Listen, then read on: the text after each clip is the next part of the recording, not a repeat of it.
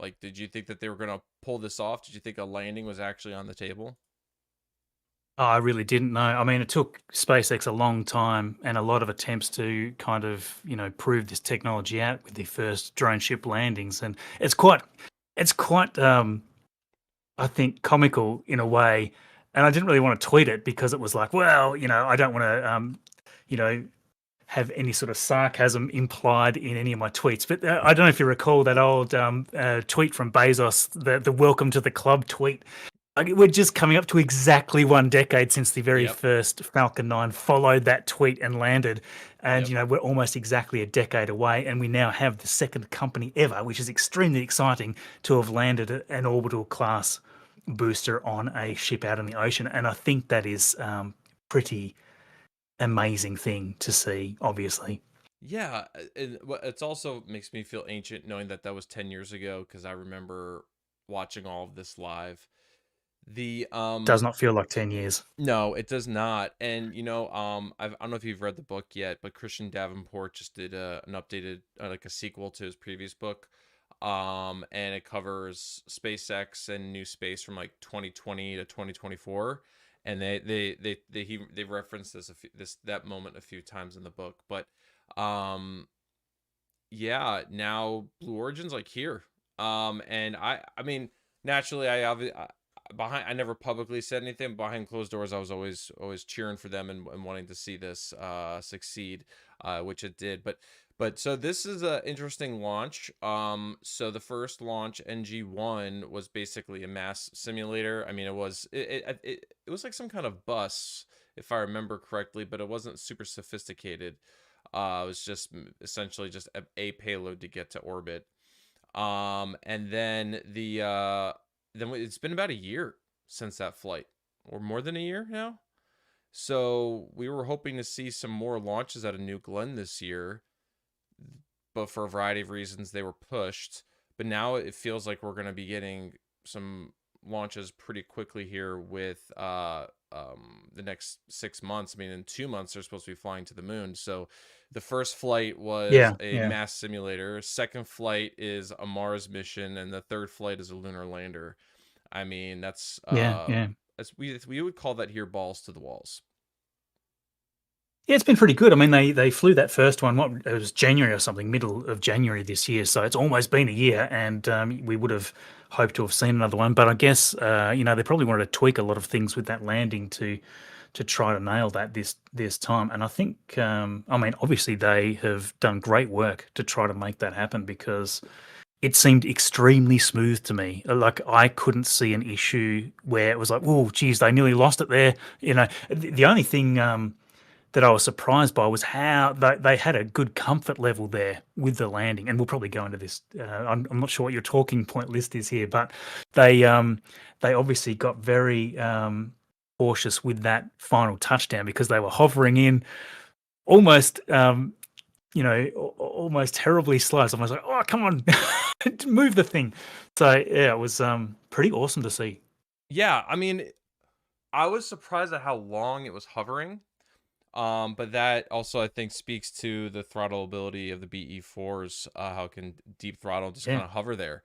The Falcon 9 does the hover slam, and that's mainly by design to maximize um, the its mass to orbit.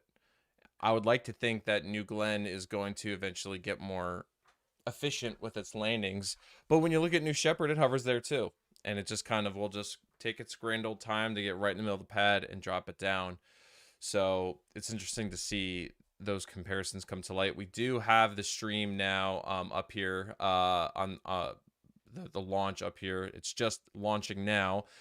It's so NG2 is carrying Escapade, which is like twin satellites going to Mars orbit, and it's supposed to be monitoring the solar winds, I believe, and how that affects Mars's atmosphere. And it's just going to allow us to better understand Mars weather, really, and how the sun and its upper atmosphere operates.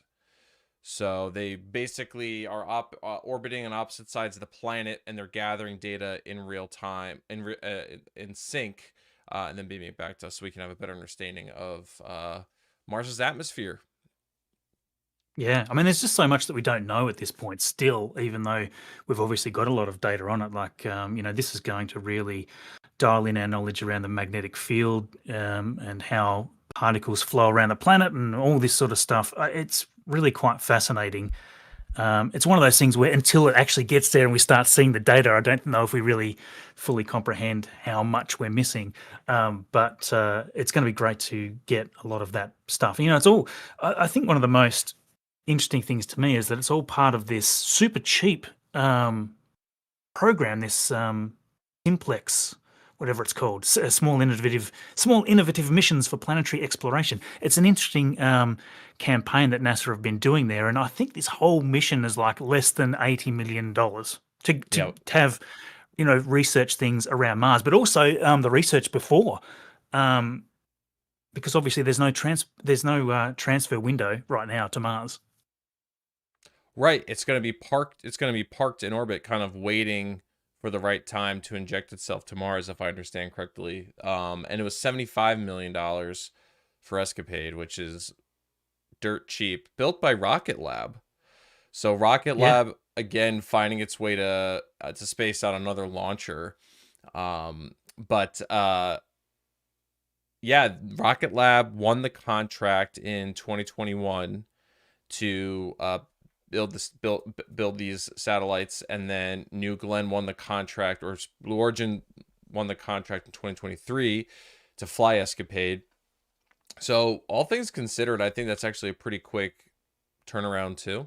So huge kudos to Rocket Lab and the Deep Space Network. I was monitoring it earlier. They were getting packets back already from the Escapade sats, so which is great news, obviously, that they're beaming back information. I am curious if they have cameras. I always want to know if these satellites have cameras. I mean, that's always a mass and power, trade-off if you have cameras on board, but we'll obviously see. I'm sure uh, Rocket Lab is not going to hesitate to share those images if they come back with that. Luke Prale says it's the dream team. Mars NASA payload built by Rocket Lab, launching in the first New Glenn to land. What more can you ask for? You know, the yeah, it's only great. the only issues I had at all with the launch was the hiccups in the live stream. But if anything, it added anticipation because you're watching there. Miko happens. We're waiting for separation, and they have the cameras facing inside inside the fairing, or the interstage, and it's frozen, and you think, oh no, did it blow up? And then it cuts back to the wide, and it's already separated. And then on the landing burn, it was breaking up like crazy, and we were not able to see Yeah, much, but it built up this anticipation. And I was picking up my son from school, obviously, and yelling among all the parents. They all thought I was a lunatic, which is kind of normal, but it was it was a great moment. It built up the hype.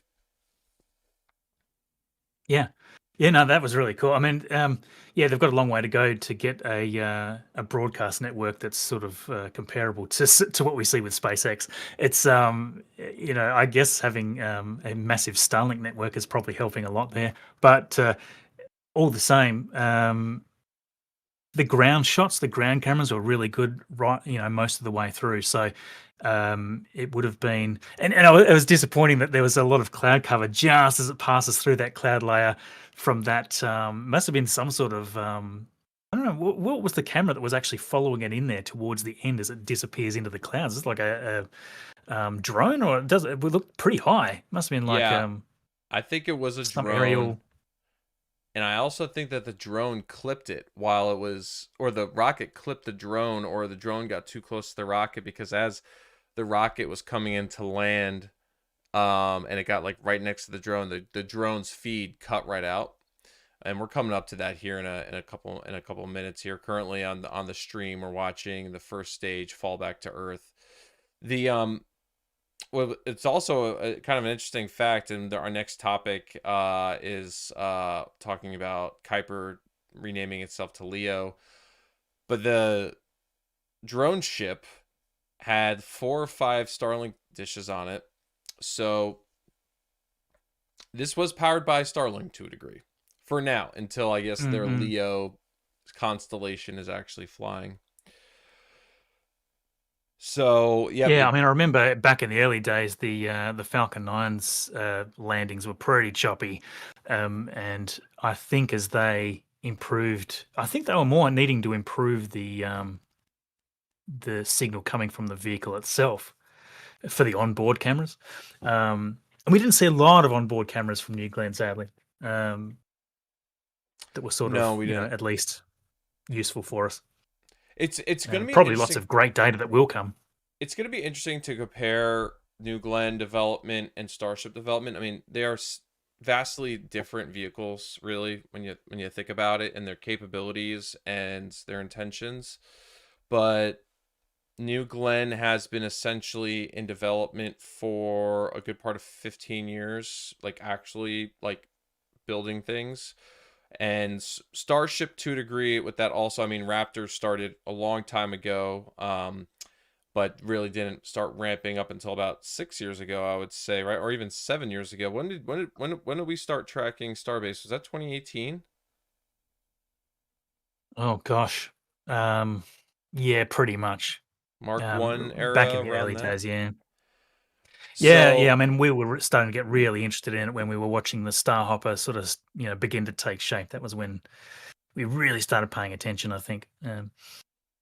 yeah, somebody in the chat here is making sure we are aware that Starhopper was in 2018. So we're right. We're not that wrong. I can't pronounce this. Stelliferous, I think, is how you pronounce their name. Stelliferous. Thank you so much for helping us out with that. The and that's kind of also around the time I think when Marcus and I started to get to know each other. So where does the time go, dude? The I don't know. It really does disappear how have we fast. been? This How year have is we been just, doing? I can't believe it's almost the end of the year. It's bizarre. And next year we'll have potentially three reusable vehicles in Neutron coming online next year. So Bezos, Mm. Musk, and Beck will have ownership of reusable rockets next year. Elon times two though with Starship. So we're just now watching this first stage, just getting closer and closer. It was very interesting to see again how slow it came down, and the signal you can see now some vapor cones going around stage one, and now we've got that first burn. It was a Man, beautiful shot that it disappears into the cloud. yeah. And then when it comes to the POV, so much anticipation. When we're watching this stream, I'm thinking back of when SpaceX put out that blooper reel, highlight reel of all of the crashes of the Falcon 9s. Yeah. I mean, there were at least 10, maybe more. Oh, there was, see, there was a heap of them, and they were really trying to prove that it was even possible at that point. But Now, the one detail I was surprised that we were able to see, and I'll stop the stream when it happens, is these.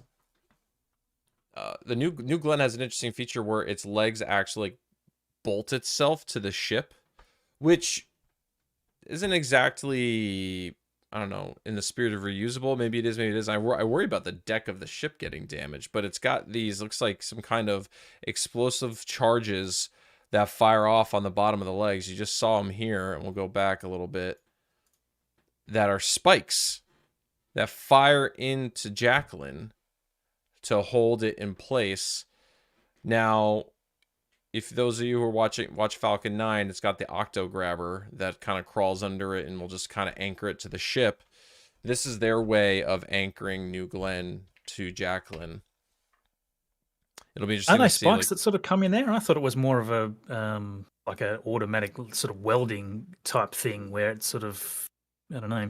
I'm not. They've got some sort of patent on it, I think. But yeah, I'm not exactly sure. I thought it I was don't know spikes, if but we've I could seen be like a wrong. design of how that works, but Maybe it's welding. trying to find, there was a tweet earlier. Trying to go back.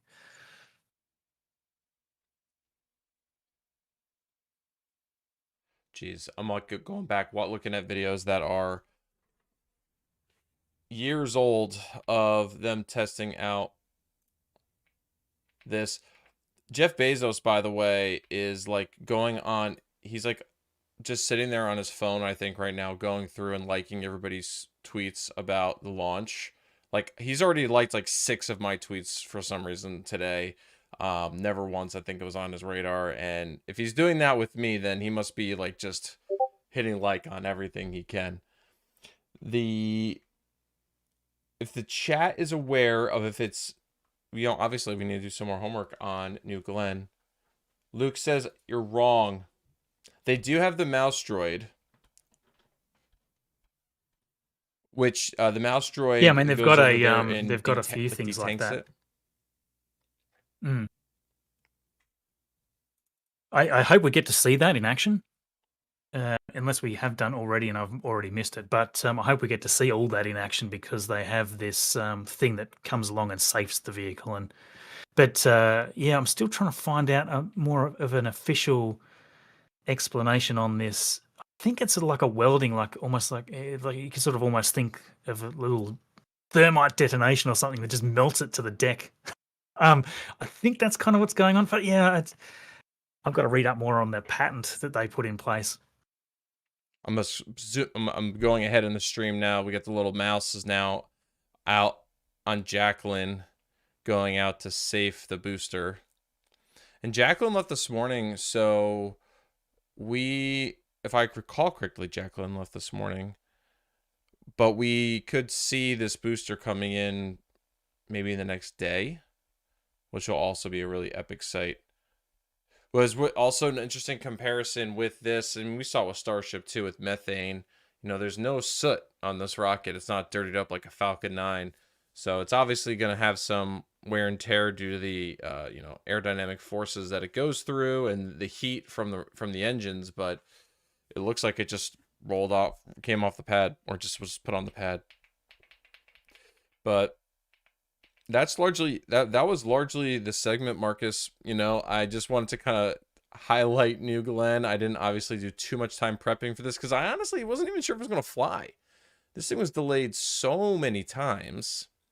I think this was actually supposed to fly last year, and then it just kind of became white noise for a little while for me. I was like, okay, it'll fly when it flies. And after the last couple of delays, I kind of honestly checked down on it. But I'm super happy for Blue Origin and all the engineers and the people who put this thing together.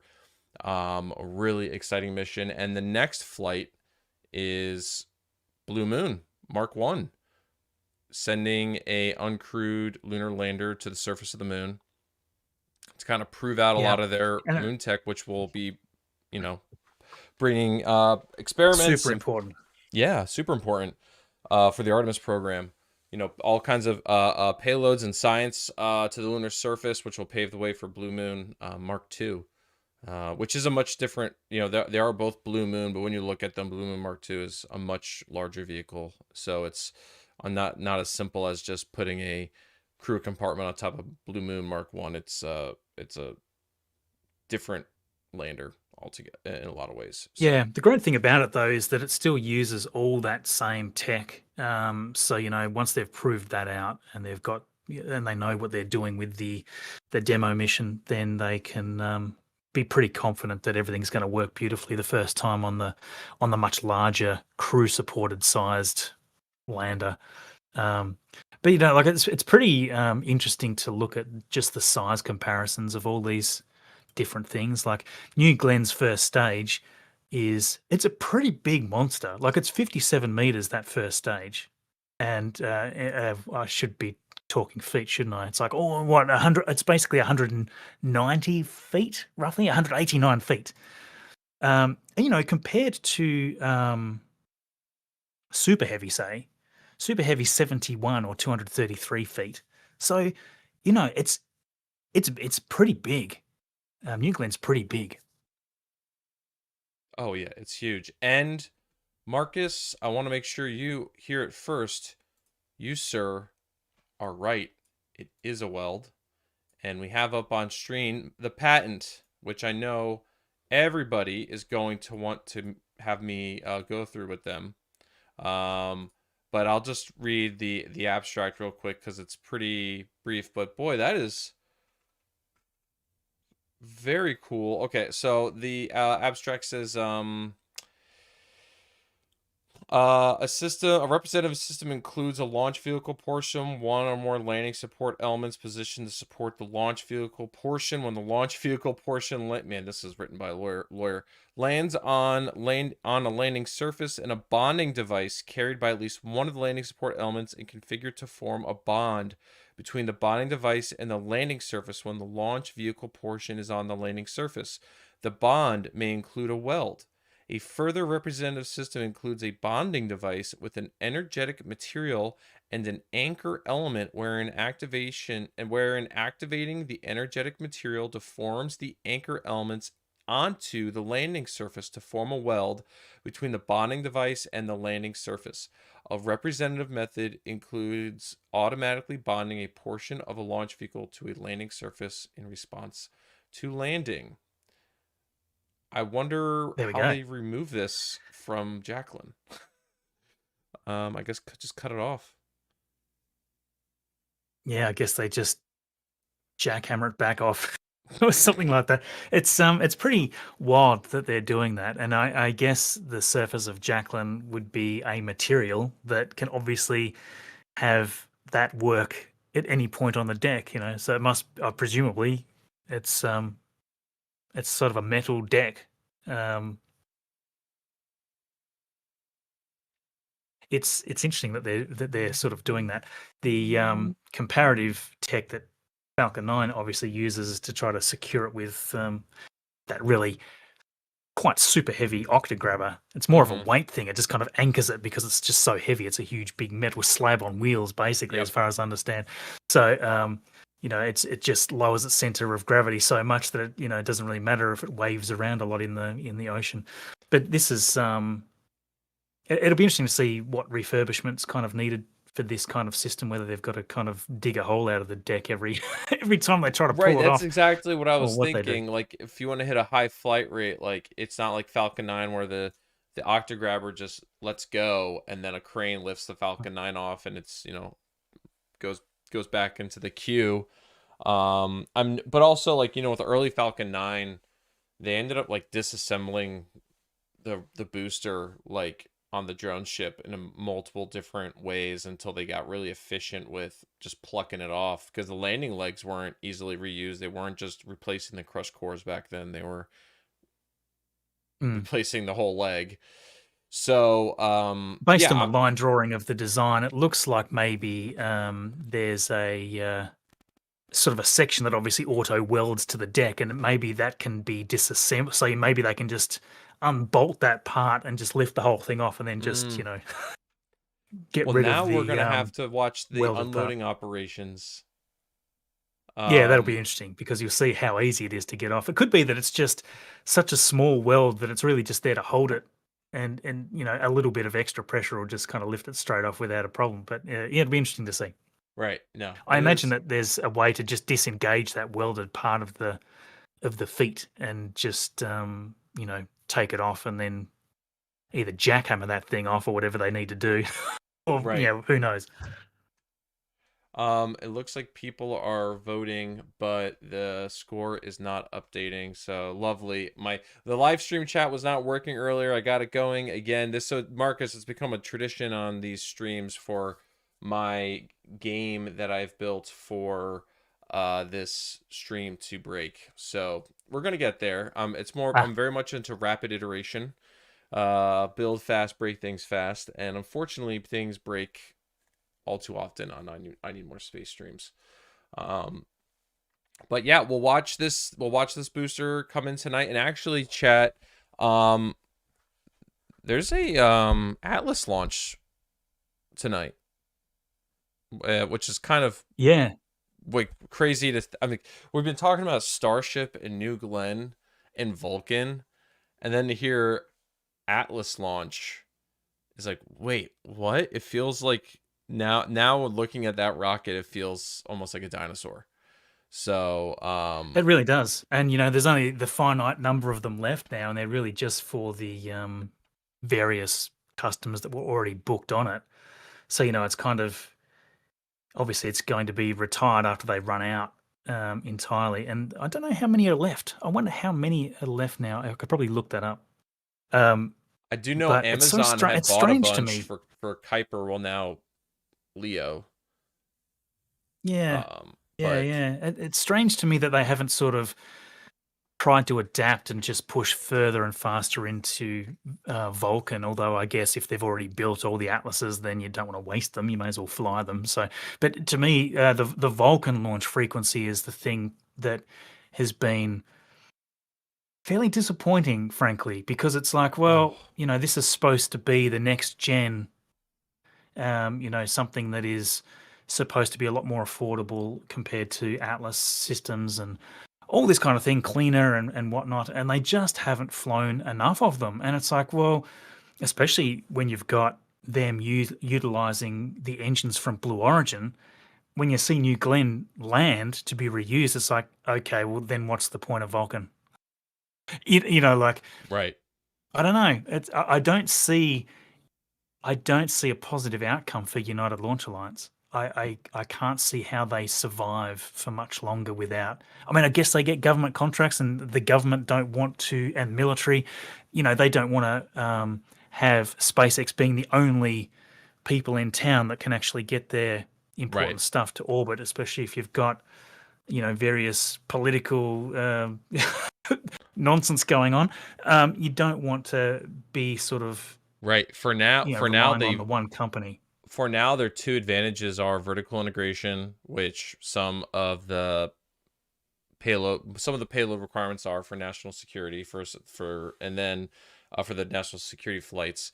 And then the other advantage is that I'm fairly certain they are the only launch provider that can still fly RTGs. I don't think SpaceX can fly them. I don't think they bothered like setting up the facilities to handle the payload. Because they were like, there's so few flights, it doesn't make any sense for us to do this. So at ULA, you can have those missions because it wasn't that valuable to them to put all that infrastructure in for a flight that happens once every 5 years or something. So, or even less than that. So those are the only two things that ULA really, I think, has a leg up on SpaceX, but they can't beat them on price. And, if New Glenn's flight rate is legit, we'll see. And then with Neutron coming online, which is a direct competitor with Vulcan in terms of capabilities, if they can undercut them on price, I mean, the justification for keeping ULA alive for the sake of national security purposes kind of winnows away, because Rocket Lab between Electron and Neutron can fill a lot of gaps. Then you have New Glenn, and then you always have Falcon 9, and then Starship it's not soon when it's going to be reliable enough for that, but it's a couple years away, and that's pretty quick in this business. So yeah, I mean, I've always kind of seen Starship as your remember what that's it's sort of the super power horse that can just get ridiculous amounts of mass to orbit, fully reusable, all that sort of thing. So I kind of see that as Starship's real legacy when it comes down to it. I almost feel like they need other vehicles after that. They need other vehicles which are more optimized for delivering large amounts of payload to the lunar surface. Maybe it sort of depends. I've never been a huge fan of the massive vertical power that is Starship trying to land on the moon without having having issues with stability. But hopefully we're wrong about that. The closest thing I can compare it to is like taking a little finishing nail, like a tiny nail you'd use to like hang like a picture on the wall with, and then you're hammering it with a sledgehammer. Like it seems like such overkill for what the mission really requires, and maybe not necessarily as efficient. Well, it does right now. I think if there was already a lunar base set up where they had a platform and they actually had a proper flat surface that was well known and all that sort of stuff, then great. So yeah, deliver as much tonnage to the surface as you can. The trick is trying to do that on the South Pole, especially because the lighting's terrible. You got craters everywhere, and as we saw with intuitive machines, that's a hard thing to do. And because it's all automated, it needs to touch down on the surface, with plenty of fuel margin to spare, probably in case it needs to sort of hover around. There's still so much I want to know about the HLS, but getting back to New Glenn, the great thing that you've got now is a second, ability to get low cost mass to orbit to a degree. It'd be really interesting to see, and I don't know if we're ever going to see these numbers, frankly, but it'd be interesting to see what the mission cost comparison or the rocket cost comparison is for each New Glenn flight compared to, say, a Falcon 9. Because although Falcon 9 is obviously smaller, so it's going to get less mass to orbit, but it's got such a legacy already in reuse, being reused 30 plus times now. It might still compete with what New Glenn can do. Although one thing that's going to be interesting to see is refurbishment cost, if we ever get to see that, because obviously with Falcon 9 using and Falcon Heavy using RP1, I imagine the refurbishment on the engine systems and things like that's pretty, significant. But methane, oxygen just is so clean in comparison, or liquid natural gas and oxygen is basically the same thing. But it's so clean. Like we seeing shots of New Glenn's first stage there, and it just looks brand new still. Whereas a Falcon 9 after one flight, you can tell it's done a flight. So yeah. That sort of thing's interesting to me. Adds to the charm of Falcon 9. When it's black, it's got some miles on it. My son actually, he was like, "Oh, I didn't know SpaceX had a black rocket." I'm like, "It's a white rocket. It's just, it's flown a lot, and that's a good thing." And there was a interesting angle of New Glenn when it launched off the pad. It was like a tower shot style of shot when it flew by, and because it's a big white rocket, I immediately thought of the Saturn V. You can see the ice falling off the side of it. And I was like, boy, Jeff, I know you love some Apollo history. It would be very cool to give that thing a Saturn V livery. I think space nerds worldwide would celebrate that. Steliferous in chat told me Falcon Heavy will be getting nuke rated for Dragonfly. So it is on their path. So that one up that ULA has on SpaceX is not for long. Luke Prale says with Stoke, Rocket Lab, Blue Origin, Firefly on the scene, ULA needs to spin up Vulcan speed fast. Yeah, I mean, didn't even talk about Firefly or the Lockheed what's their MLV, their medium launch vehicle, which is also going to be reusable. Like the medium lift space is, I mean, we're constantly on the verge of I feel like being saturated with opportunities, but that's coming closer and closer. It all comes down to reuse when it comes down to it, and there's relativity as well. The problem with relativity, I think, is that they, I remember being quite excited about the first time I chatted with Tim Ellis. Because it was supposed to be this super cheap 3D printed rocket that was going to blow all the other cost stuff out of the water, and of course they made one and flew one, and then they redesigned the entire thing, and now it's kind of like trying to compete with Falcon 9. It's more like a Falcon 9 competitor now, although I don't know where that's going to go, honestly, because it's like, well, the other competitors to that are doing much more ambitious things. I'm more excited about Stoke. I'm more excited about what is going on with Neutron, with Rocket Lab. And now we've got New Glenn, which is a much larger vehicle. So Rocket Lab to me feels like it's probably got a market. It depends how deep they can get the launches to be, because they've got to be able to beat both Starship and New Glenn in situations. I mean, they can target more direct orbits and that sort of thing for ride shares, that where ride shares have to go a different way with Starship or whatever. Right. But they've got very specific use cases, I think, that let them all kind of fit into these little niches, which keep them all going. Right. But when they start competing with each other, like if you've got, okay, well, if I'm going to choose Stoke, that's got a fully reusable second stage versus Neutron, which kind of has this second stage that comes, flying out of this gigantic fairing, it's like they're still throwing a second stage away, essentially. It's still not fully reusable. So that seems more, again, like a Falcon 9 competitor rather than something that's going to compete with something that's fully reusable, which is what Stoke's going for. So, it's interesting to watch all these. There's this huge space race that we see going on that's really quite exciting. You just don't know which ones are going to win out. Yeah, and all kind of, not all, but a lot of it sparked off with the success of Falcon 9 landings 10 years ago. I mean, Falcon Oh, 9, definitely. like Falcon 9 obviously was pioneering just in the fact of it's this private space company building a medium launch vehicle that's with the fixed price contracts. Like obviously it really got its spark with the commercial crew program, or at least with commercial resupply, and then eventually commercial crew, which really helped fund the early program. But once they stuck the first landing, people were like, oh, okay, no, this is the future, this is it.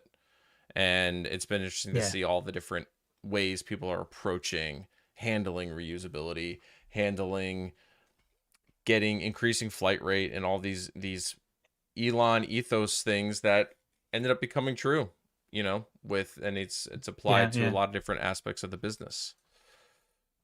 So Yeah, and you've only got to see what the Chinese are doing. I mean, they're going to directly rip off all these things, and they're copying obviously the leaders in this whole thing, and SpaceX just have kind of made.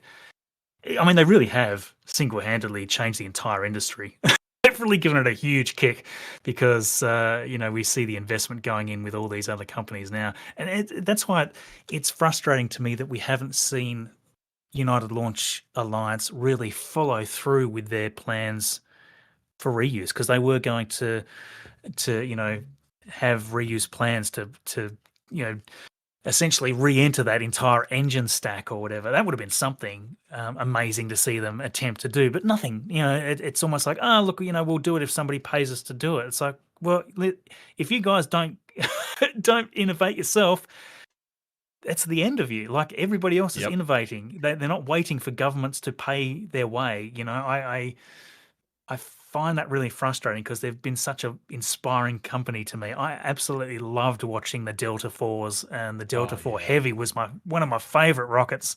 And now that's gone. Atlas is gone. Vulcan's barely flying, and it's like, oh man, you guys have really lost it here, and they shouldn't have. They had all the money in the world to actually really compete with SpaceX, and they just did nothing with it. It's a bummer, man. Yeah. Yeah. Reminds me of the even with Ariane, like they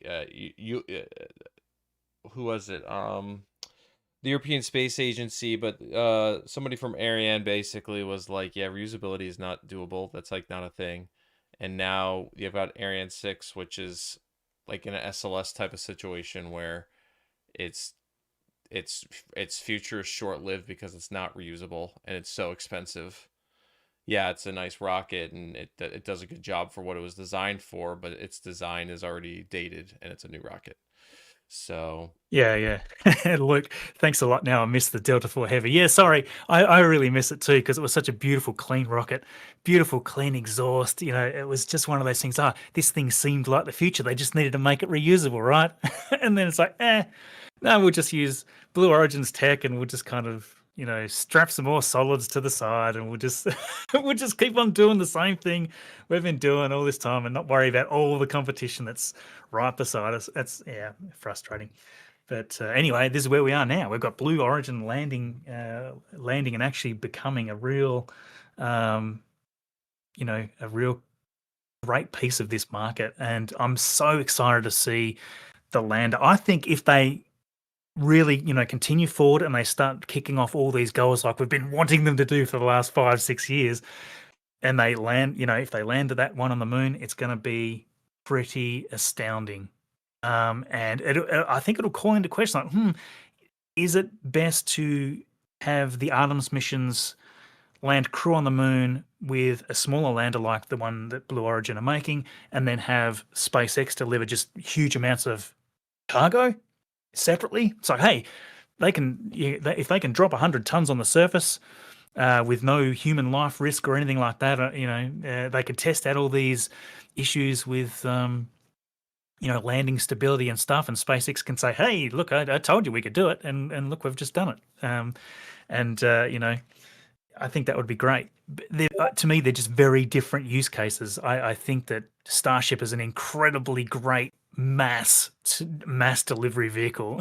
It's because that's really where the value is. It's like, we landed humans on the moon well over half a century ago now, and it's like, we've done that. What we need now is just the ability to get low cost mass there, and set up these huge, hugely beneficial lunar bases and research centers, and be able to have refueled vehicles hopping around the moon as well with hydrogen, oxygen. I think it would be such a magic thing to see.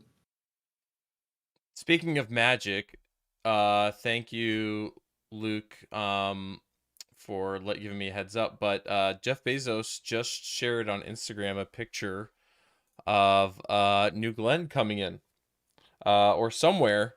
He did not add a caption to it. It's just a picture. I'm gonna send it to you, Marcus, in our chat.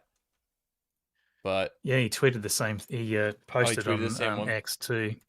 Yeah, must have done them simultaneously, I suspect. But yes, there's no caption with the one on X either.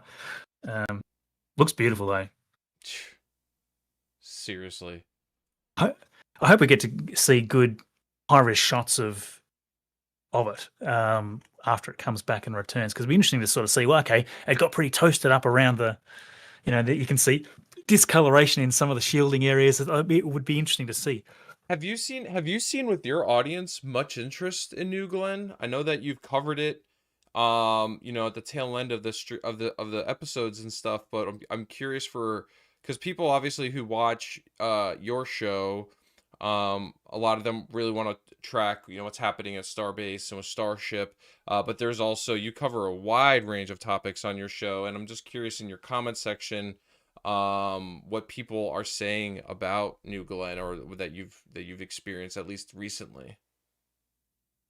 More recently, it's been more positive. Back at the start of this thing when we sort of had, well, I go back to that tweet from Bezos, that welcome to the tweet one, which sort of rubbed the whole SpaceX community right up the wrong way.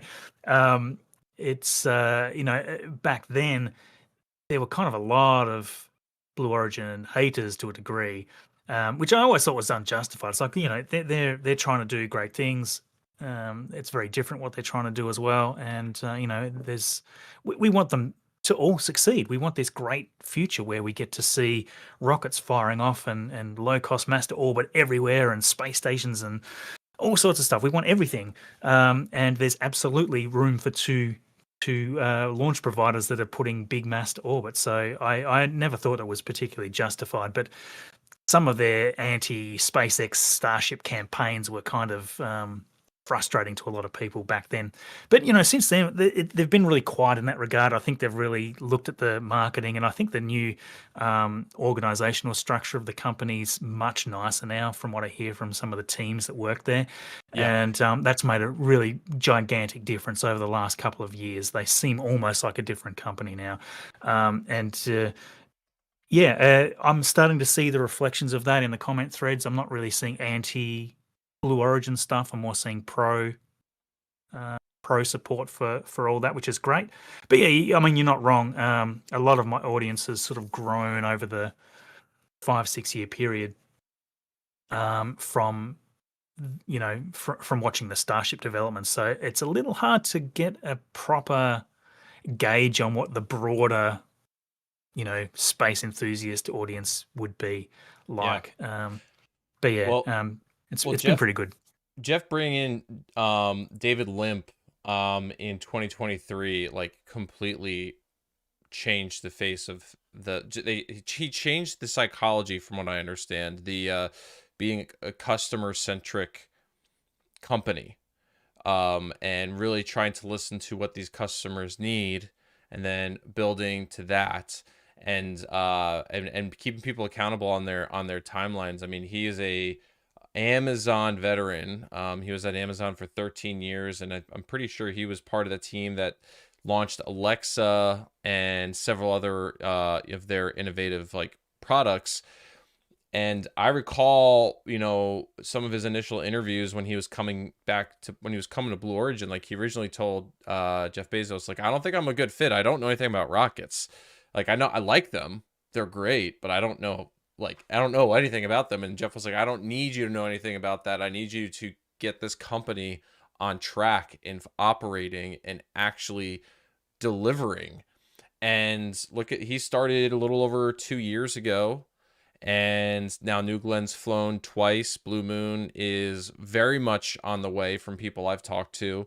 Obviously, it's on the way. It's flying in 2 months, or just shy of 2 months, and they put the pedal to the floor. It was unfortunate that, not that Bob Smith, who was the previous CEO, cratered them really by any means, but his mindset was not focused on like starting to fly, building up that flight cadence. He had a bit more of a traditional mindset. I believe he was from Honeywell before Blue Origin, so more of like a Mhm. legacy defense contractor type of mindset. So yeah, kudos to David Limp. I mean, he's been on the job for 2 years, and obviously took over a lot of the development that happened under Bob Smith's reign, but took it to another level. So hopefully we continue to see that innovation. I'm very much looking forward to now, yeah, obviously the optimizations they'll make to the stage one of New Glenn, but what's on the horizon here for the second stage. We all know that there is a reusable second stage in development for New Glenn. So what we're seeing here is an early version. When we're looking at this rocket in 5 years, ideally it looks much different. I mean, just look at what Starship Yeah, looked yeah. like 5 years ago into today. Like, they're generally the same shape, and that's about where the similar, and they're made of stainless steel, but that's where the similarities end. So the manufacturing process has changed completely. The the build process is much more mature and faster. I mean, just looking at how slick a Starship is today versus 5 years ago is not even comparable. But the reusability of New Glenn second stage, that's exciting to look forward to. And then there is a 3-stage New Glenn that is, I believe, is still on the books. So that is going to be Is that probably still a for, thing? Is it? I'm pretty much it is. It's for obviously the higher energy type of missions. Um, I can't imagine that Haven't flying seen any very talk about often. that for a long time. Yeah, We know Glenn that it's a third thing stage. because there were job openings for it like a year ago. And Yeah, okay. so at least at that time they were hiring for it. Now since then it could have been canned. Um But, there are narrow use cases where you have it makes sense to just have a disposable upper stage, or upper stage, or stage two or stage three for these, you know, once in a lifetime, missions, that are going to deep space. You don't need to really focus on reusability. You need to focus on getting the thing to where it needs to be. So the higher Mm. energy missions are there. Yes, Steliferous, who is astute, is saying GS3 is happening. So, um, Yeah, okay. Oh, that's cool. I always sort of thought, well, maybe they would just end up evolving a larger second stage and perhaps put more of the responsibility on, much larger kick stages that really are part of the payload to a degree. Sort of thought it might move more that way, given that sort of see, other companies like Rocket Lab putting more efforts into these more kick stage platforms that are also they also contain all of those, comm systems and all that stuff that you need for Yeah, long-term Impulse missions as Impulse well. has So their kick stage, and yeah, um, Rocket Lab has their kick stage, which flew today. Their depends on efficiency when it comes down to it, I guess. Like, Photon. you're you look at something like Vulcan, super awesome, um, very powerful second stage, and I think that's really what's keeping them in alive at the moment, is that they can deliver quite a lot of mass to a very high orbit or even an interplanetary mission. So it's um, there's not a lot of competition with those particular types of payloads right at the moment, but that could probably largely come down to just better kick stages coming online as well. Yeah, Um, absolutely. yeah, that's a good point. Yeah, that's a good point. Absolutely. But anywho, I think we've kind of covered New Glenn, unless we get any new pictures here. But if you can feel free to hang and then chat and do the stream. I know that this was a bit of a last second request to have you on. I can't thank you enough for coming on. So I'm not kicking you off, but I want to Oh, make that's no sure you problem. know that if you got stuff, you have like a show that you also have to make. So I want to make sure I'm giving you the time you need to go and do your job and give your viewers what you need. Yeah, no, I've got about another 15 minutes or so. Then I've got to go pick the kids up and whatnot. But Okay. yeah, no, it's been interesting watching everybody's reaction today. I'm happy with the positive engagement actually, because quite often you will see a lot of comments. Oh, SpaceX, SpaceX did this a decade ago. No big deal. But I'm not seeing any of that sort of nonsense today, which is really great. I think people see it as the really big achievement that it is. Um, and that's a great thing. I think, like, getting back to the reputation of Blue Origin over the course of the 6 years or whatever. I think when Bezos sort of left as the head of Amazon here back in 2021 or something, Mm-hmm. and it feels like a lot changed around that time. Like obviously there was new direction going on, and Bezos was probably more intricately involved in Blue Origin, and it feels to me like that's when things started to take a more positive turn. And yeah, it's been nice to see. I would love to see them kind of almost working in partnership at some point with certain missions. Like maybe massed orbits being done by Starship and board as Blue Origin's lander for the moon. Like all these sorts of things, I think would be really quite exciting. I don't know if it'll ever happen because they are Mm-hmm. obviously competitors, but if such a thing was being funded by the government and they're being encouraged to work together on a mission, then you can see it happening. Yeah, Um, in terms of the space community, the other thing I look at is, there are people who are really turned off in the last 3 or 4 years because of Elon's politics. And it's been hard for people to want to cheer for some people, for people want to cheer for SpaceX, and not being able to separate those two things, even though they are very different. And this launch today and the next launch with Blue Moon, I see it as an opportunity to again grow like the space enthusiasts like microcosm.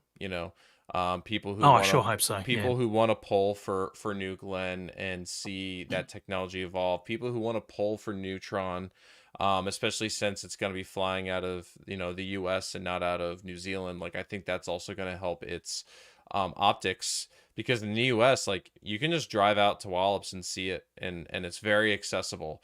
Where I don't think that's really the same in New Zealand. I don't know what the viewing opportunities are, or culturally like how much they embrace that versus the U.S. culture. So I just see Starship is bringing in a lot of interest. Obviously, it's hard not to. The thing is, just it's a flying skyscraper. The sheer size of it all is just absolutely mind numbing when you see it in person. It's just so big. Um, and catching them and just what? But The sheer that's power of the thing that I think is the really staggering thing, just how, and going into Raptor 3s, just how much power it's got at liftoff. Like it's by far greater in terms of power than anything. anything that's ever existed.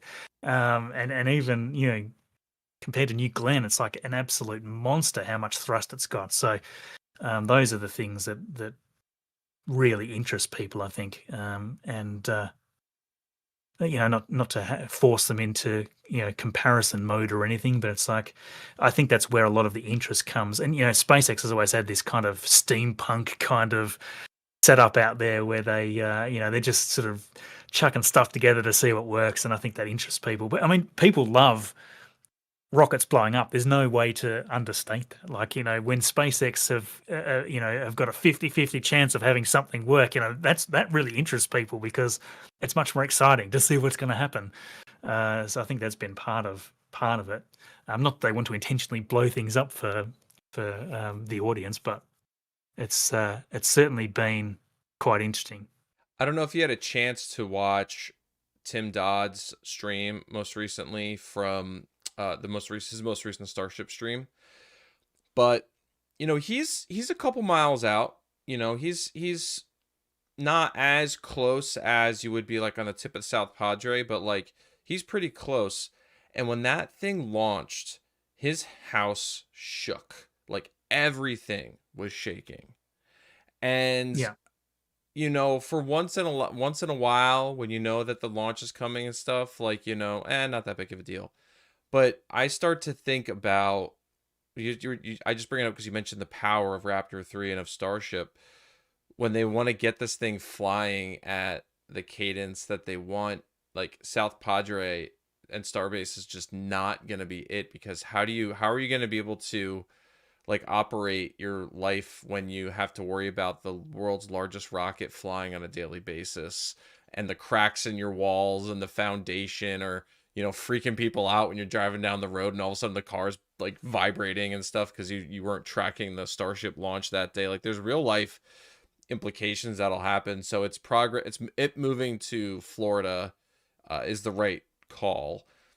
Just in order to hit the flight cadence and not disrupt the society that's wrapped around it. You know, obviously people in the Brownsville area have really embraced SpaceX and Starship, um, as it's deserved. But there are those trade-offs. You know, people will start getting annoyed when they have to call their insurance company because they have like a, you know, all these cracks in their house that they got to get fixed. But not trying to be a downer on it. It's just these new realities we have never even considered is really what it is. Like, you know, 10 years Yeah, that's for ago, sure. that's like what? That's hilarious that would even be an issue, but that's like such a futuristic issue. But now it's here.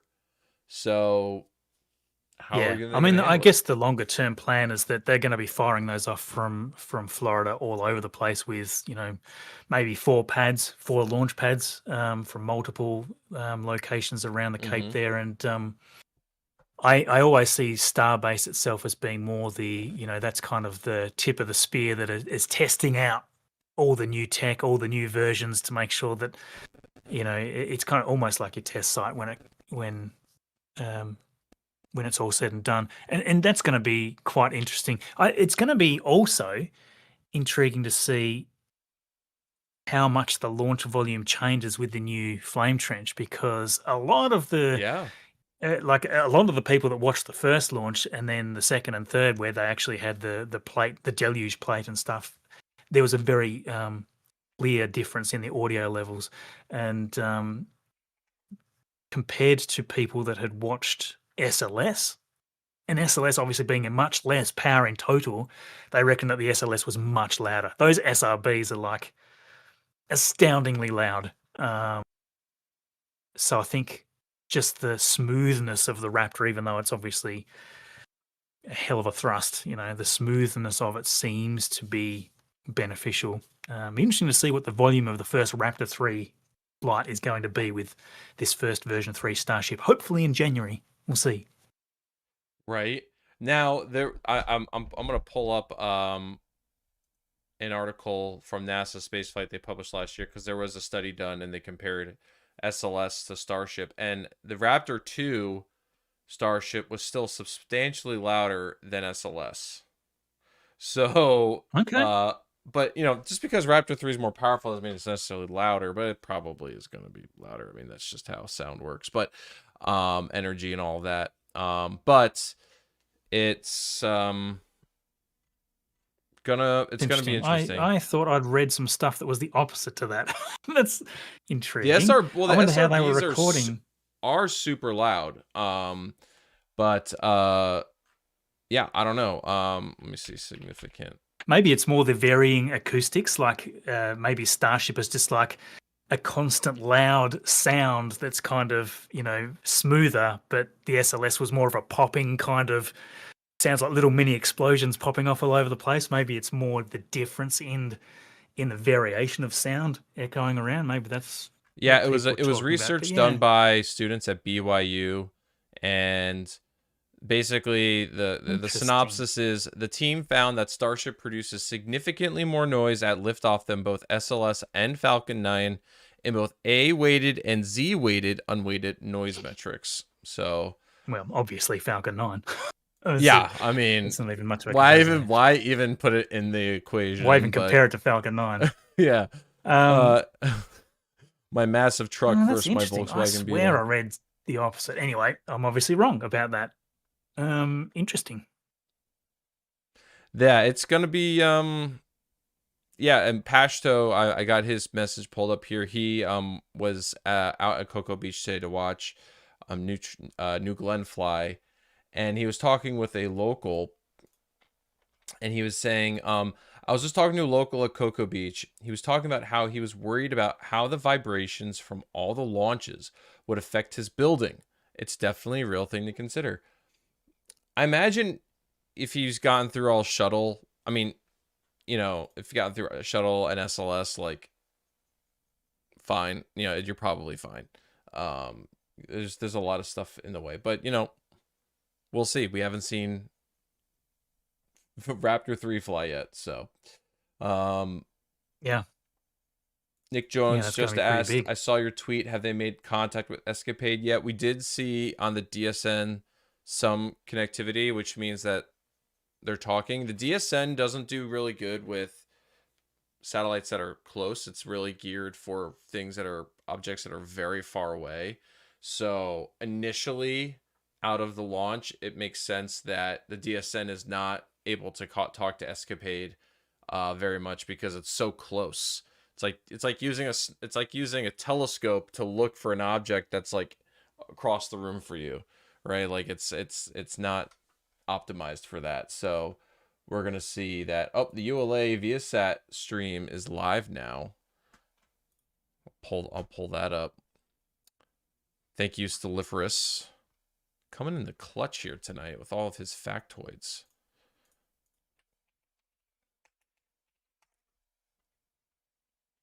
While we're watching this launch, we'll maybe oh yeah, it's the commentators talking, and we get to enjoy all of the 360p onboard camera footage from Atlas. Yeah, I mean that's been the other thing that's been sort of, you know, a little bit disappointing. It's like, come on, like you could at least upgrade the camera feeds and things like that. Yeah, underwhelming. Yeah, But yeah. go Still, it's, I mean, Atlas. it's always impressive that these things do what they do. I just would love to see a little more frequency, especially Vulcan. We would expect to have seen those, you know, shooting off once a month at least at this point. Dude, I don't know. It's hard to imagine it in this space state, considering it flew for the first time over a year ago and it's only flown once more, right? It's only flown twice. Is my memory serving me right? Double checking myself Yeah, here. it's been there's been one back in August, so it's flown 3, but it's Oh, three. Yeah, you're right. but the All you know, successful, again, I'll add. it's Like, yeah, almost you the know, end of the like year. they Yeah. flew one this year. Um, you know, they allegedly have a Space Force flight this month. It's a GPS flight, but I don't know if that's actually. gonna happen. There's still December. There's still December, Marcus. Yeah, hopefully we'll get another one out of it this year. But yeah, that it'll still only be once every six-ish kind of months almost. I mean, they did get held back a little by the second launch with that SRB that sort of Yeah. lost its cone. That set them back a while. So I understand that there was a lot of time between 2 and 3, but why such a huge amount of time between 3 and 4? There's not really any explanation to that I've seen. You'd think, I mean, I know that Kuiper, not Kuiper, what are they called? Leo now. Leo. They've got an astounding number of those missions that they want to fly. And they've got absolutely no chance of getting all the satellites into orbit that they were supposed to get by next year. No chance at all. So they're going to have to go back and get recertified for the orbital missions or whatever that they want to place these into, as far as I'm aware, because they had to meet that target, that government target, which they're obviously not going to do. So it'll be interesting to see what happens at this point, whether Blue Origin's going to start just scheduling flight after flight of these Leo sats. Yeah. Yeah, I'm gonna pull I up kind of feel a like map. nobody's going to know what the heck we're talking about when we say Leo, because it's been Kuiper for so long and it's just changed. It's going to take a while for that to get ingrained again, I think. Yeah, I've pulled I up don't on like the name stream. personally Oh, because Leo is an orbit. yeah. Don't Well, confuse yeah. people. That's why I said on Twitter earlier, I was like, you're really going to improve your latency when you move your constellation from the Kuiper belt to Leo. Um, like they're both space terms. I think that they originally did absolutely wanted to go with Kuiper, but I don't know.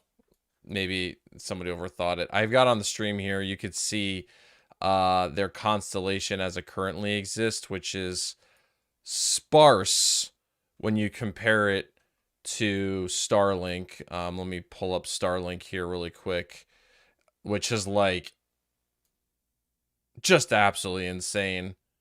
I don't know what these colors are meaning. But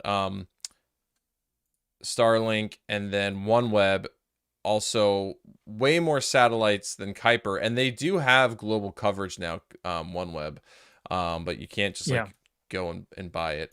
It is a bit. It's a bit higher latency than Starlink, and it doesn't have the same throughput, but it is global.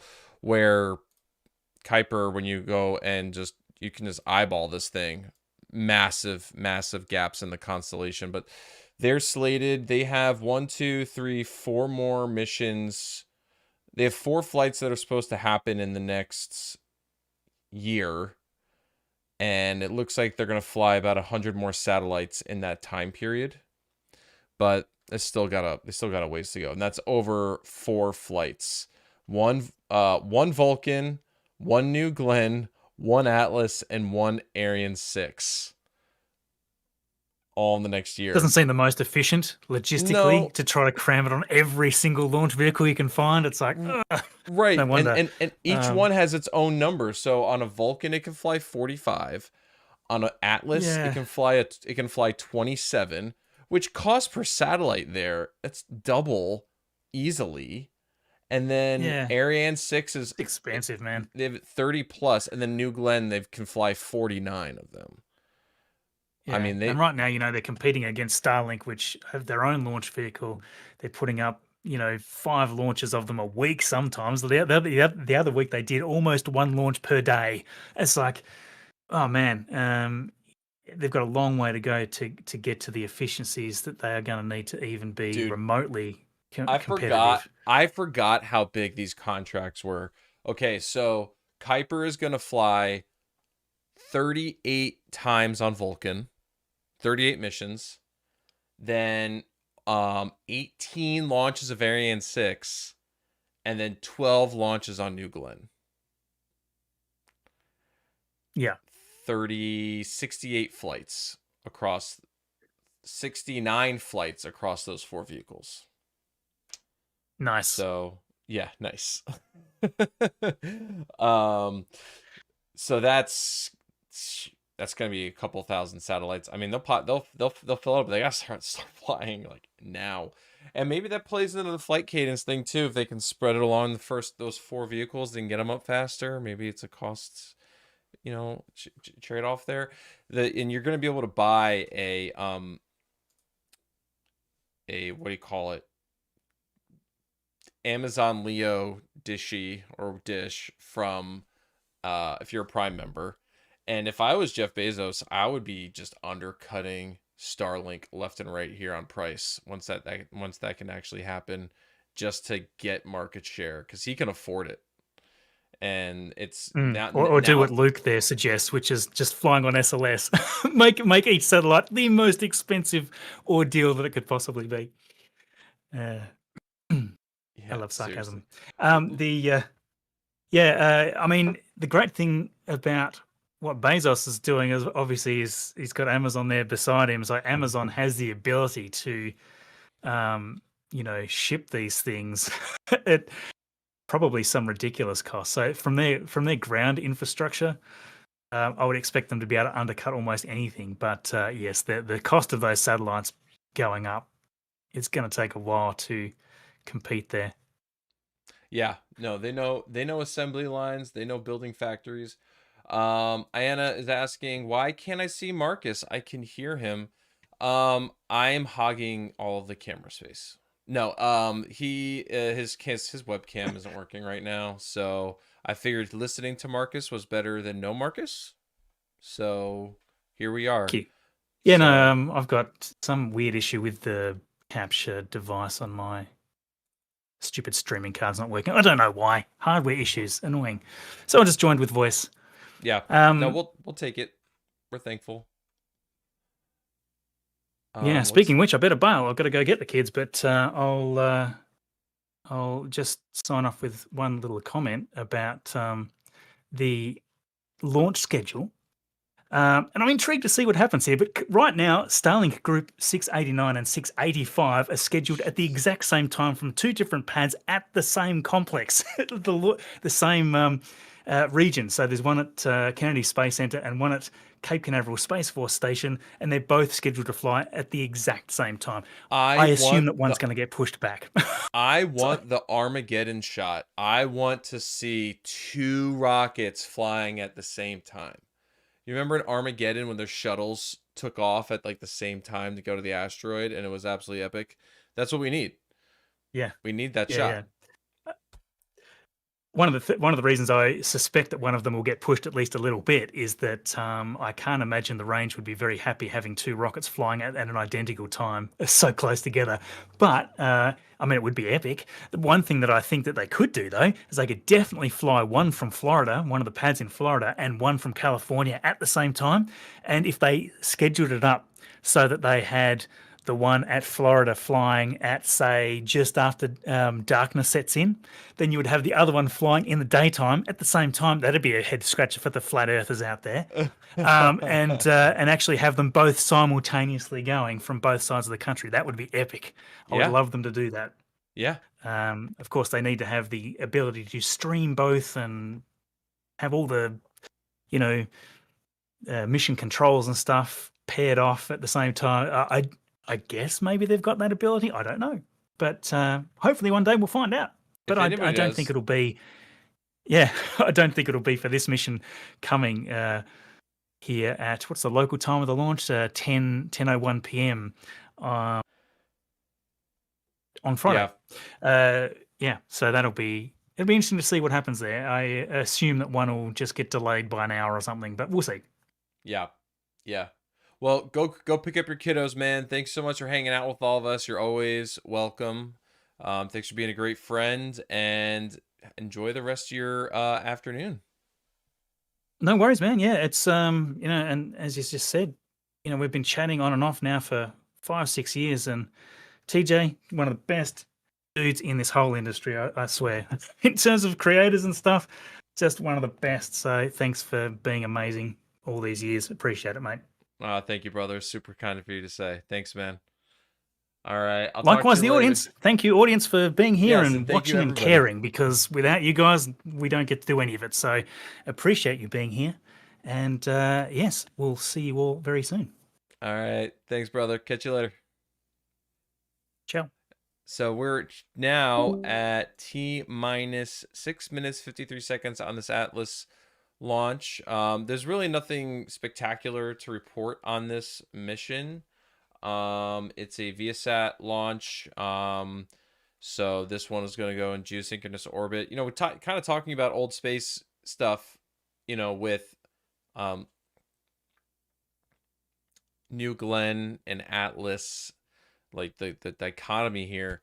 The Viasat 3 is going to be locked in geosynchronous orbit, so it's a high latency satellite. And back in the day, it was a very high throughput type of satellite, but now the new Starlinks have the same throughput of a Viasat 3, which I think is a terabit per second throughput. So, you know, for providers who need a lot of pipe, I mean, it makes sense, I suppose, if you need a lot of pipe and not a lot of latency. And redundancy, having communication satellites in LEO and in MEO makes sense. Stelliferous says all Atlases after this will be LEO or just short of orbit. Wow, so this is the last big throw for Atlas. Luke Prail, oh, thanks, man. TJ Marcus, Tim, and Joe Barnard are the S tier space channels.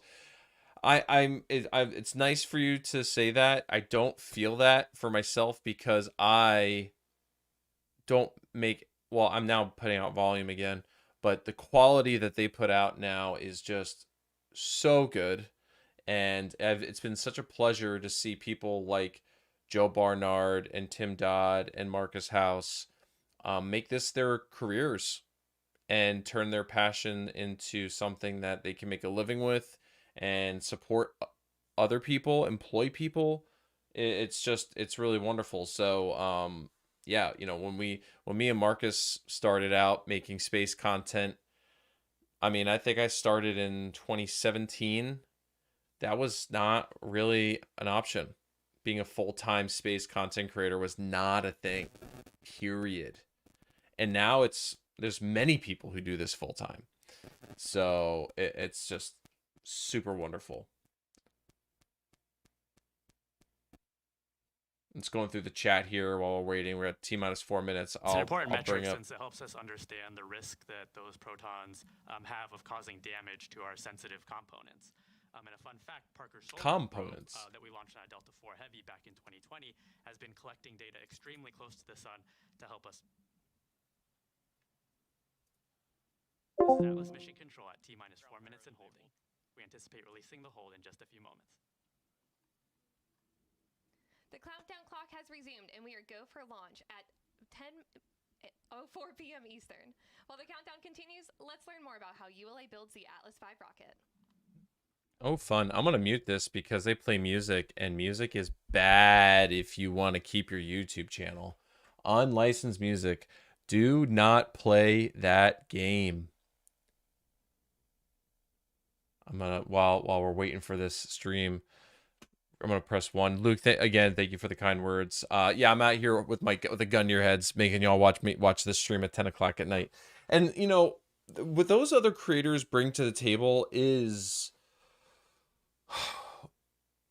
a way different way of looking at this content or looking at this ecosystem, right?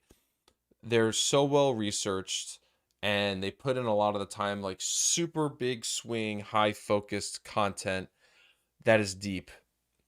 And you really like when Joe Barnard or any one of them, Joe, Tim, or Marcus put out a video, like I need to carve out time to watch it because I want to watch it.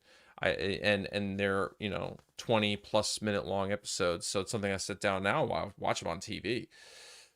And what I'm trying to fill in is a bit more, less, not the noise, but more casual and learn together type of vibe. Stelliferous, are you Sarah?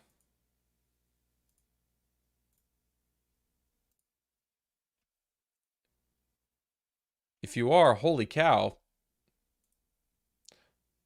if you're Sarah, you are a long time member of the Discord and us. Oh, you've said it multiple times. Oh my lord. Okay, well, I need to give you a Discord tag. Hang on. If you remember the I Need More Space Discord, your votes count double. Doesn't it's this the voting technique I still have not mastered why we do this. Still, why is it not showing up? Oh, it's a 3, duh.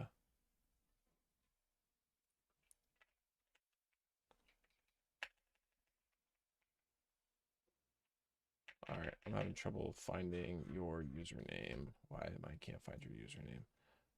I should really sort these better. Well, I'll add it to my to-do list to make sure you get the Discord tag. But for right now,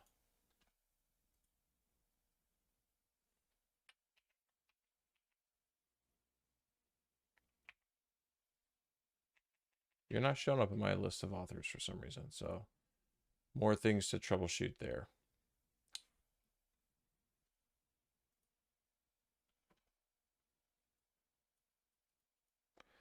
Mr. Bezos put up another. All right, T-minus 25. Go Atlas. Go Centaur. Go Viasat.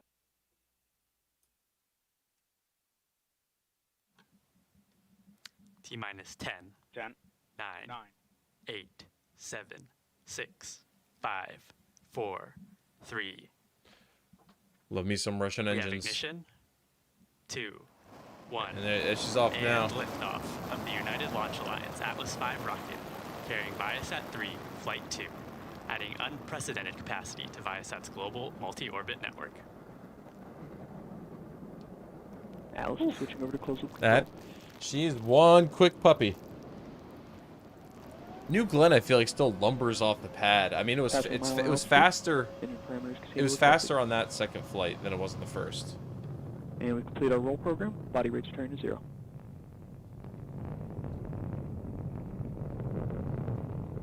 Mach 1. Alice is now supersonic.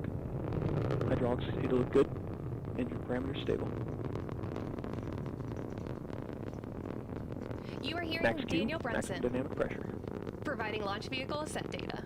Vehicles throttling back up to near full power. Passing 3 miles downrange, approaching 8 miles in altitude.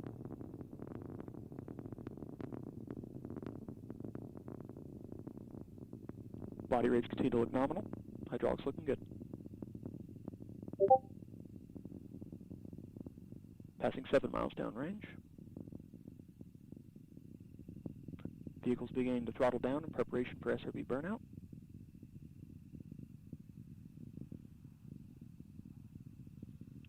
At this point in flight, vehicle is now half of its original liftoff weight.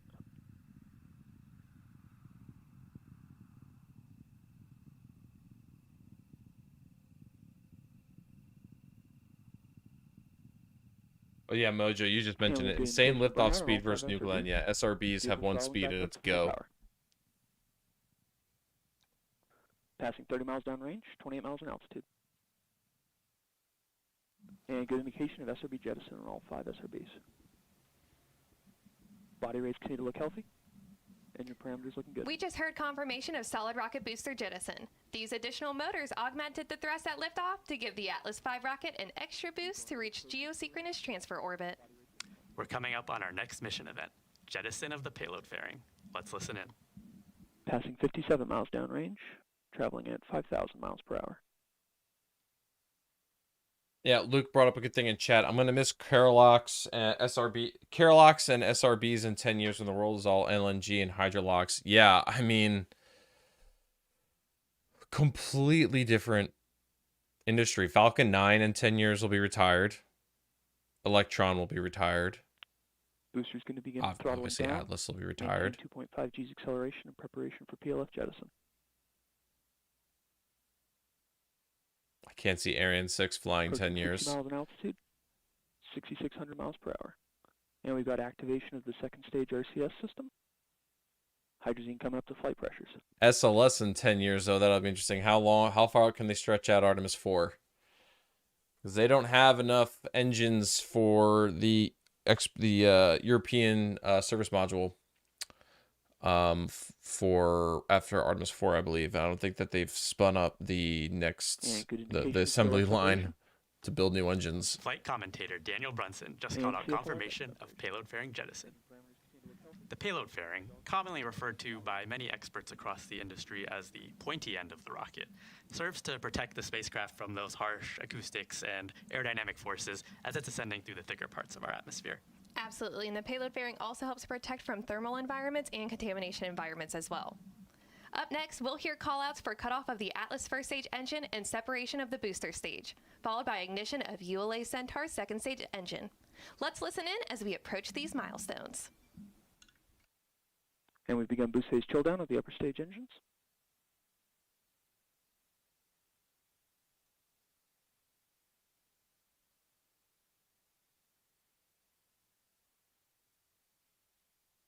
Luke Skywalker.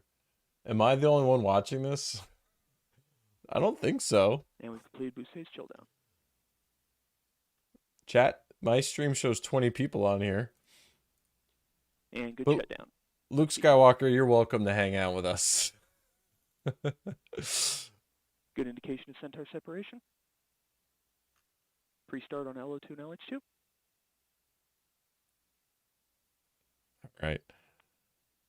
Ignition. And full thrust. This is Atlas Centaur's Mission enabled Control steering. at T plus 4 minutes and 52 seconds.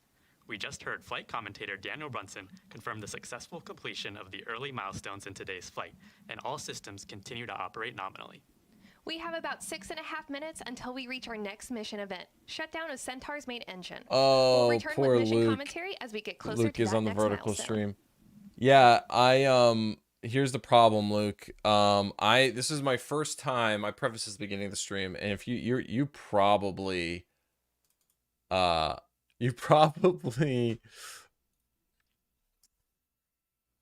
not even watching anymore because you're like, nobody's watching this stream with me. 6 minutes remain in this first plan burned. This is my first time streaming horizontally and vertically. Eventually, YouTube is going to let me send 2 streams to the same URL. So if you just turned your phone vertical, you'll get my vertical stream. You go horizontally, my horizontal stream. But they haven't deployed it like wide yet. It's still in beta, so I don't have the feature. So I was like, oh, I'll make 2 separate streams, but it's not. I'll say that it's hard to manage multiple streams, multiple scenes.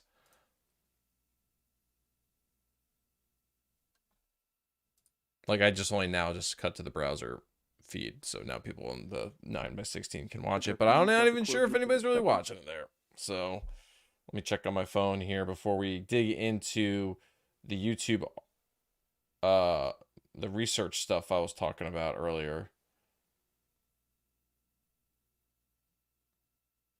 So yeah, I've got.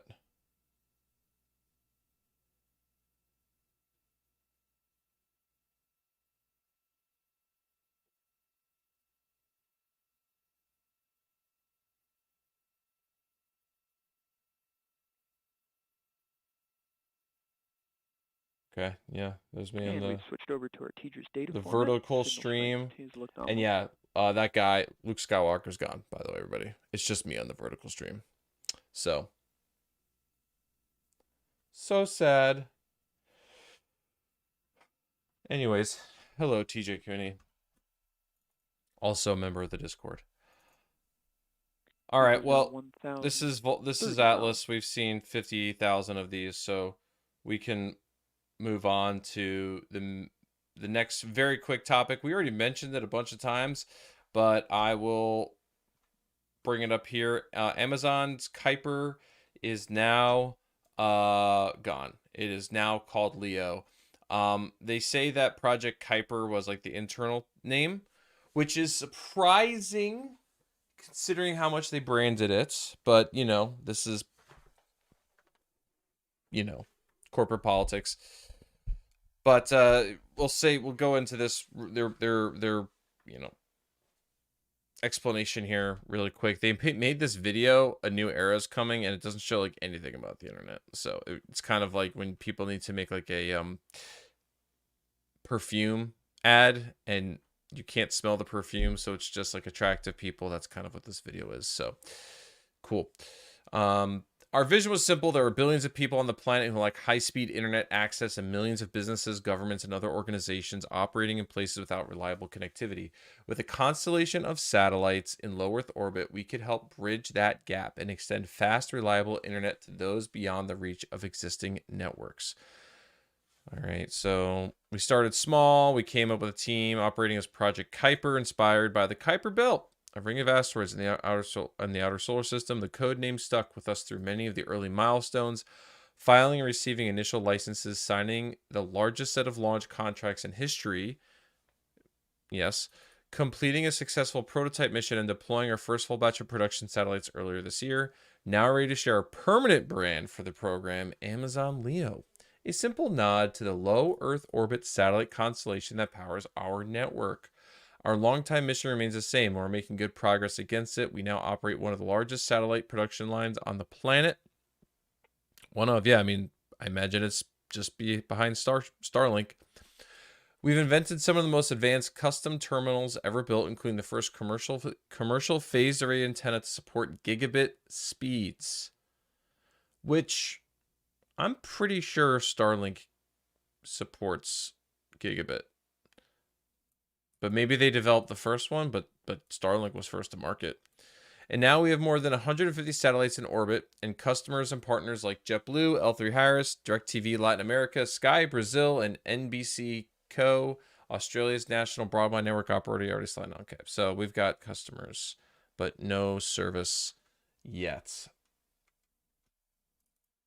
Yeah, Leo is in low Earth orbit. Yeah. So that's it. That's Leo. I didn't even enable the topic. I'm like the worst streamer ever. Kuiper to Leo. Okay. The topic was enabled and we can put it to bed. It doesn't require a vote. It's just a rebrand. But I thought it notable considering how they are trying to go head to head with Starlink. That's basically it. You know, DirecTV and Dish, I'd be scared if I was them. I know that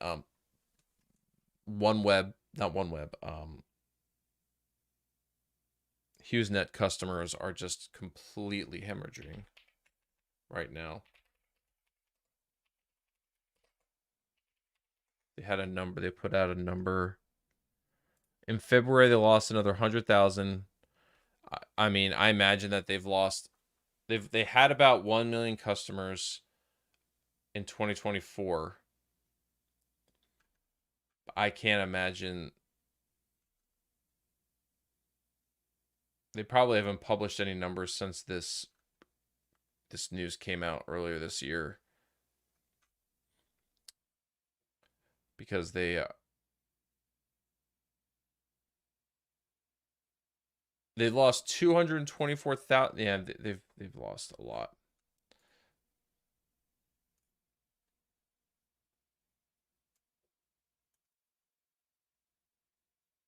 About a third of HughesNet customers were gone in 2024. So at that, and that's only after a few years with how cheap Starlink is now. It's got to be, they've got to have lost half. So anyways, congratulations to Amazon Leo. All right, for now, the main event, which it's 10/16, and I was actually expecting to start this way sooner, so sorry for hanging out on this, but NASA footage.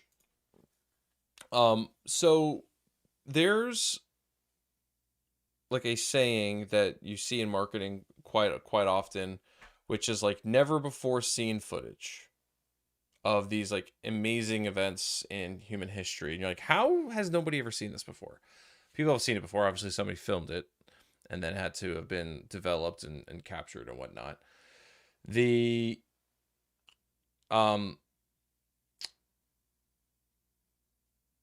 it really should be rarely seen footage. There's the National Archives and Record Administration here in the United States does a really great library system that is accessible online.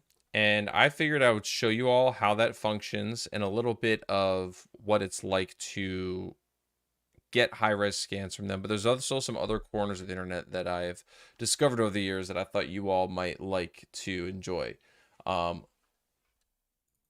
Luke Prail, old stuff. Yes, Luke is like a professional, works for like an archive for a company. He's a librarian, I think, or something of that nature. I don't know. I can't remember. Digital librarian. I don't know. I can't remember the name of what you do. I have an idea of what you do, Luke. I have an idea of what you do. But we're gonna start out with the National Archives and Records Administration. If you just go to archives, archive.gov, or archives.gov. I'll give you guys a walkthrough on like what we're looking at here. So what they will show you on here is they're uploading. Well, they haven't been doing it the last couple months because the government shut down, but they've now been updating this website daily, pretty much, with new photo scans and film scans from their archive, and it's something that they've been building up for years. And also trying to leverage people who have scanned things and submitted it back to the archive. So they have film scanners at the archive and tape capture decks and whatnot. You used to, I mean, it's actually changed in the last month. Luke is an archivist. They used to make it so that anybody could go there and research, but this administration has restricted that from what I understand. I don't think you can really go there very easily anymore, which is unfortunate, but they've digitized much of the catalog. And I want to show you what you can access now digitally, and then how you can get more get it in higher quality from the National Archives. So that's one resource, and there's other ones through NASA. So in the chat, name any kind of NASA program you want us to look into. Anything that's older than 10 years old. I'm waiting for the chat to catch up to me so I can start looking it up. Orion. Wow, bold. Okay, that might be even too new. Dinosaur. Okay. The balloon satellite. That's a good one. Okay, we've got some good picks here. Let me actually look up NASA Orion. Why is their website so slow?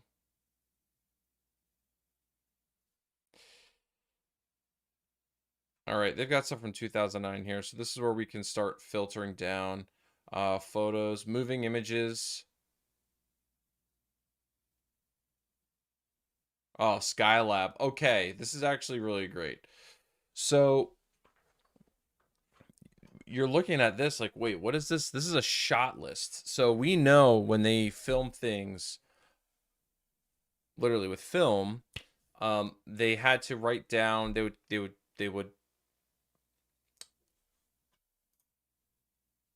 make sure my vertical is on the right thing.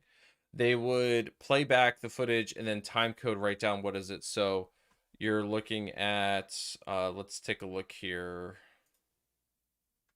So this is actually quite a popular one. So the fact that we don't have there's only a PDF here of the file means, and hasn't been digitized, means that this is already very rare footage. Likely has not been looked at since it was recorded in the early 70s. There's maybe a shot or two here from like a highlight reel or something that you've seen somewhere, but for the most part, this is pretty fertile ground because it's not digitally, there's no other copies of it. So, and I know that because I see here there's just one copy in preservation. So that is the original reel.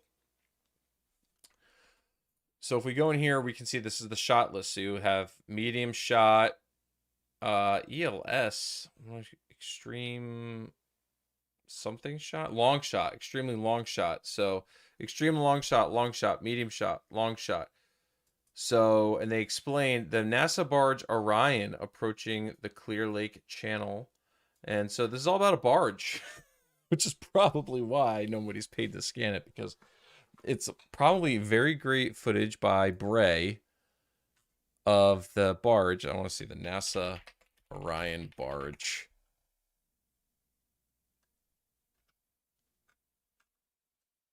(1971).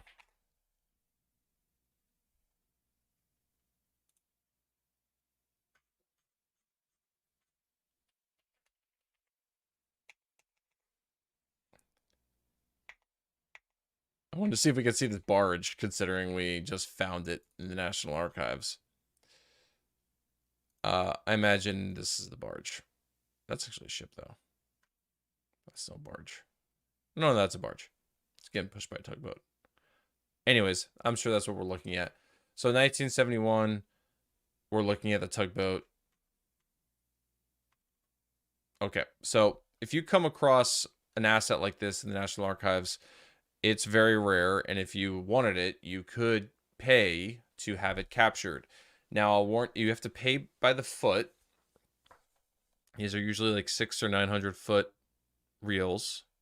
So you can imagine if it's a few dollars a feet, it really starts to add up, and you end up doing better by doing orders in larger volume. So that's kind of an interesting way, but then there's also more interesting footage. So here's also one that's just in preservation. So this has not been digitized. Like, let's be clear. So I want to make sure that I also explain this process. The National Archives always takes the original version that they call the preservation copy of film. And if you want to get a copy of what's on that preservation film, you need to do a couple things. One, the National Archives requires you to create an intermediate version of that film for posterity. They used to make us, if this was like a 35 millimeter original source, they would make you pay to have that copy to another 35 millimeter intermediate copy. So if something happened to the preservation, the intermediate copy would be preserved, and also they could send that intermediate copy out to others. But it has evolved since then. Now they just make you do an intermediate copy on an HD cam tape, which is not as good as 35 millimeter, but it's still fairly high quality. It's 1920 by 1080, but it's like a high fidelity tape, which lasts way longer than film. I think its shelf life is like 100 years. And then they also ask you to send back the digital source file so that they have that. And then they'll take that and they'll upload that to the public at some point. So this is actually kind of an interesting one that hasn't been scanned. So if you're working on an Apollo documentary, this is a good place to look.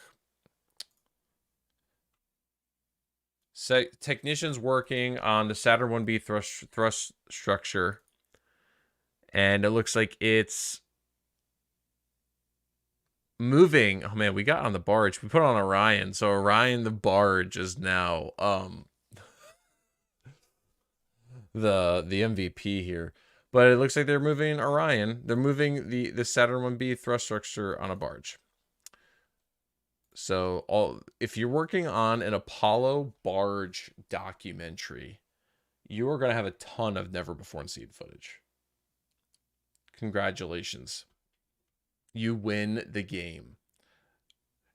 You know what? Like, it's the Orion documentary you never saw coming. That actually would be a really great YouTube video. We're going to move on from Orion. There's obviously not a lot of material here that has been scanned. Unfortunately, none of this has been scanned digitally.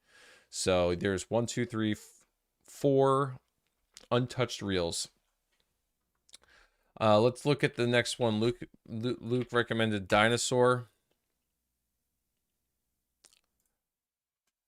This may not be in here like that.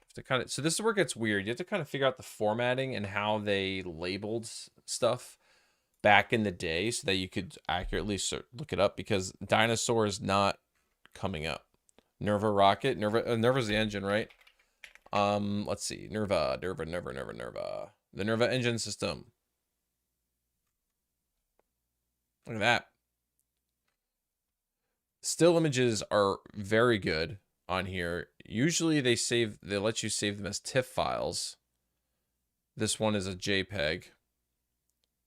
And it's a hand drawn schematic of the Nerva engine. So let's go. Moving images, there's one. NASA headquarters, nuclear propulsion in space. Okay. So this also has not been scanned. Yep, preservation. There's no intermediate copies. When we get to one that has an intermediate, you'll see. If you go look up like Apollo or something, and then that stuff's been scanned to Kingdom Come now.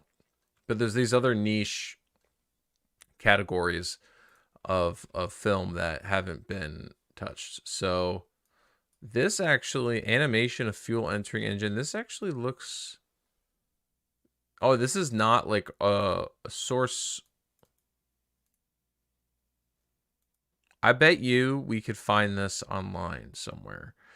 A lot of this film, yeah, it's a 16. So whenever you see like a 16mm source from back in the day, it's likely not the original. It's likely an edited version.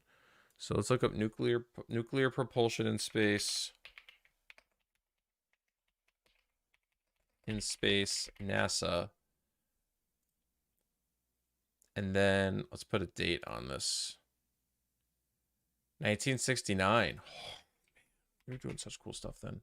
Boom. So it has been scanned. This is the film.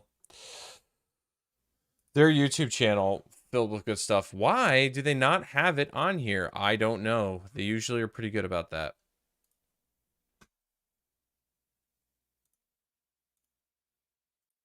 Also, for 8 years ago, this is a very high fidelity. So what you'll be able to get through YouTube and through their website is, I think that's Area 51. It looks like Area 51. Luke says, couldn't it be human error? Human error. Human error. Archivists don't make errors. That's right. So what you'll get online is the HD version at best, and it'll be compressed. So if you need a higher fidelity, you have to pay for a scan, basically. Now, what's cool is there is footage on here from the Apollo 11 documentary that was done a couple of years ago. They ended up sending everything that was like shot on 65mm. You can get that on here. But it is not graded or anything, and it's not in whatever their 8K source material is that they got. Unsupported file type. Oh, this is where it gets fun. It's a WMV file. All right. So there's actually quite a bit of this where, here we go. This has got a lot of copies to it. So you have your preservation copy, a reproduction copy, and then 2 reference copies. So the reproduction is supposed to be the higher quality duplication of it.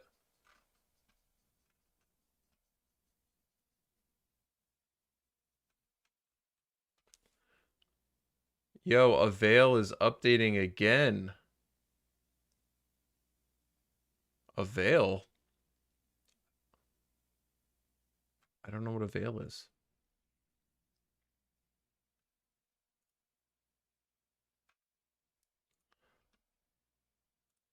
There's all of this really wonderful footage on here that anybody could use for free. It's in the public domain. I think I've seen this one. They're working on the heat shield, I think. That's what it looks like.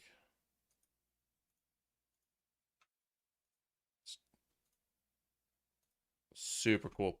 Anyway, so National Archives and Records Administration, you know, there's a lot on here for free, a lot on here that has not gone to YouTube, and they're updating it all the time, which makes it hard to find the new stuff. There's no way to sort, unfortunately, by recently updated, so you have to be on this all the time. Agency video and image library. Oh, images.nasa.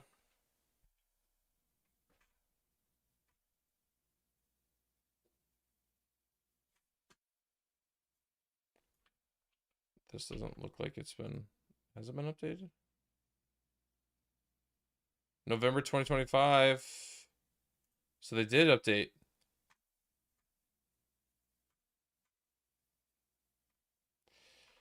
So if you don't know images.nasa.gov, that's a good place.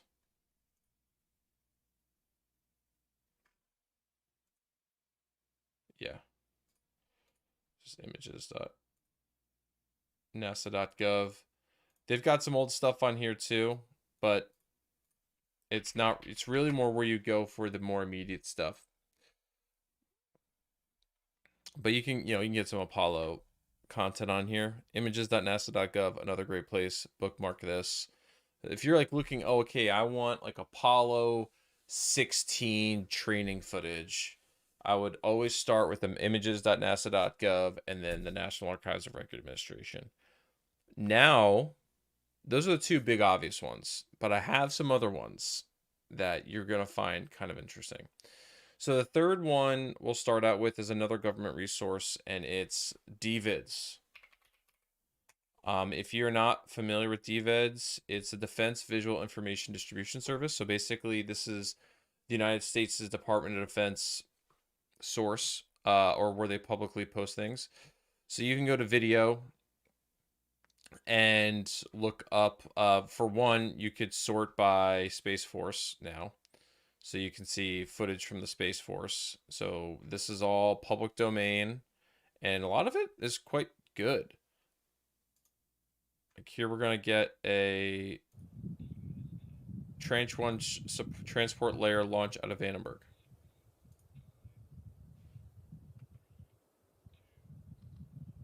I mean, free to use. This was shot in September. Obviously, like, not the best footage, the guy messing around with the camera, but you get my point. DVIDs, great resource. Is that Ferg?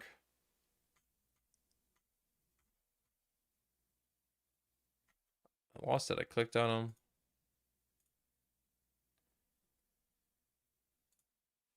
No, I don't think that's Ferg. Yeah. There's this huge...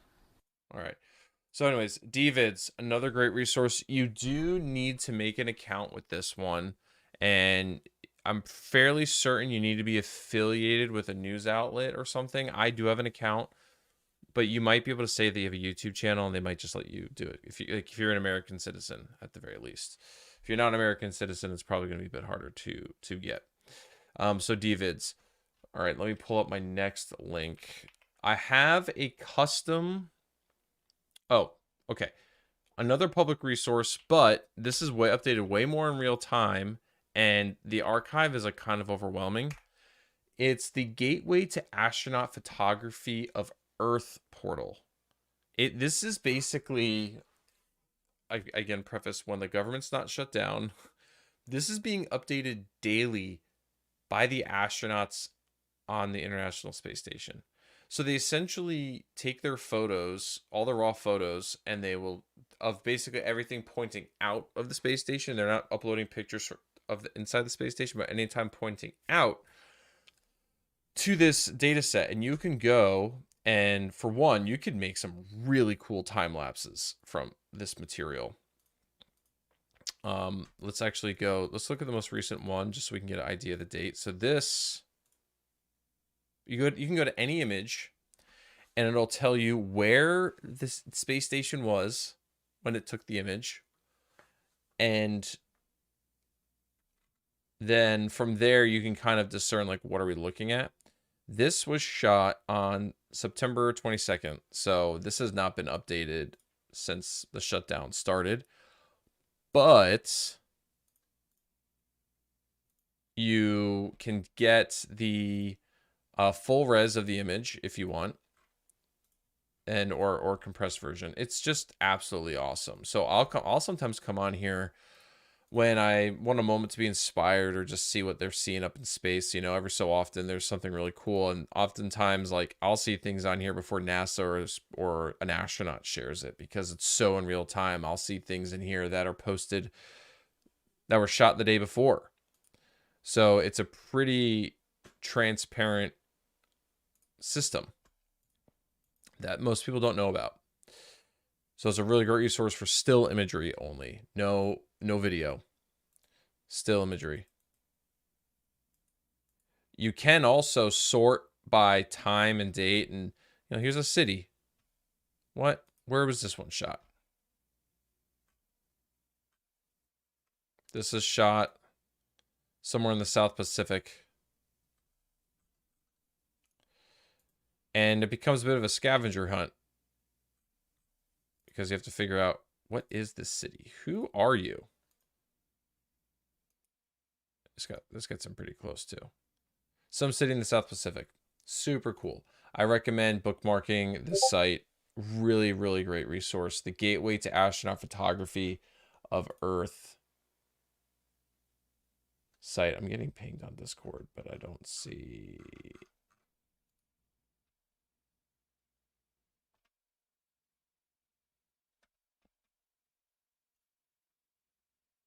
Oh, I'm going to just go ahead and mute Discord.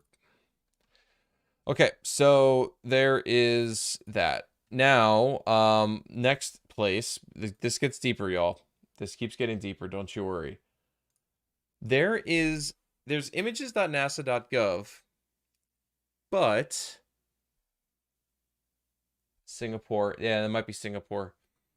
But there's the OG images.nasa.gov, and I'm going to put it in the chat here because I love you all. There's this website. Let's go to, where's our chat? Here we go. All right, I'm pasting the link in here because it's this site is like, I don't know how I found it, but like it's filled with super rare footage. So basically, this was like NASA's image website before images.nasa.gov, and it has so much stuff in here that is not in the current images.nasa.gov that is very cool, and stuff that's not even in the National Archives. So it's not that bad of a portal for how old it is, but like if you basically want anything from like 2010 and earlier, this is like one of the best shuttle image repositories I've come across. So and it goes back thousands and thousands and thousands of images. So if you want OG space shuttle or ISS images, this is the place to go. Sometimes I come in here and I'm like amazed. Look at that. The Bill Nelson before he was the NASA administrator. It's not loading right now for some reason. Now, I will say this site can be buggy. Yeah, Pashto. This, like right now, these images aren't showing because it's not really a supported website anymore.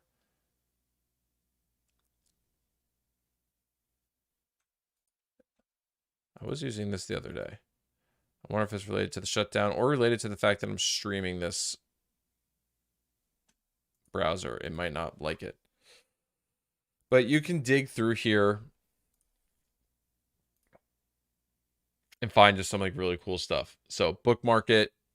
It is as broad as it is deep. So this is a really great place of just finding rare footage that nobody knows where to find. All right. If you, just 1 second, let me make sure I've got the right.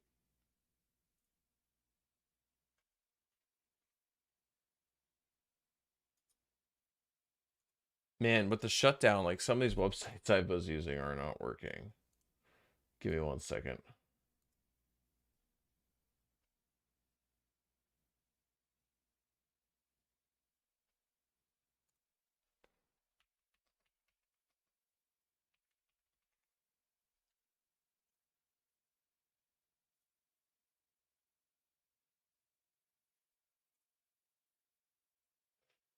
So there's the planetary data system, which they've just pushed a new site for, but there's a way where you can download all of the raw imagery from different missions. So if I go and like Apollo 11, what is this?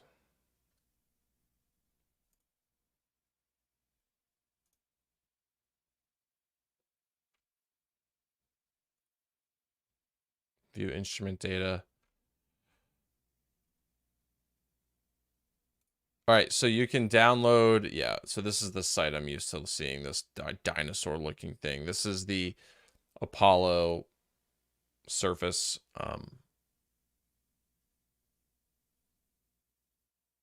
Like vibratory testing. Oh man, but there is, let me see if I can find the Mars one really quick.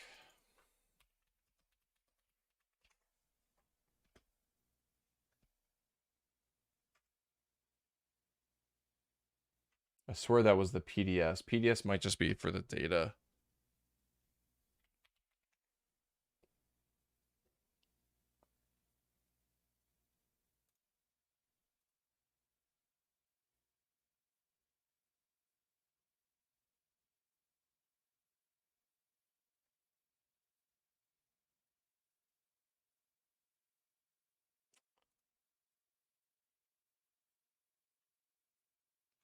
Their websites have changed a few times in the last couple of years.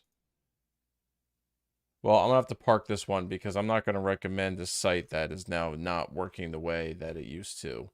I haven't done much Mars processing stuff, but there's a site. I'll follow up with you. I'll find it. When I find it, I'll put it on Discord. But there's a way you can literally download like the actual .dat file from the spacecraft, and then you convert it to an IMG file that you can then use however you want. And it's how people are able to extract a lot of new information out of these images that might be many years old, some of them from Voyager and stuff, that you can create some really wonderful imagery. So I'm going to have to find this. I just don't know why the new administration has been trying to redo a lot of the websites and make them easier to use, but with that, some of the nuance and kind of nerdiness, or not less nerdiness, like a lot of the nuances kind of being pushed away and to make it more accessible. So I get the motivation there. It's just not great if you need that nuance and that research. So I'm going to have to find that. But the last thing that I'm going to show you all, which has, I'm going to put the link in the chat. So in addition to NASA updating images.nasa.gov and the ISS Gateway site, they do update archive.org. And they not only update archive.org, but they upload footage and photos also like uncompressed. And it's filled. Let's pull this one up. I'll paste the link in here.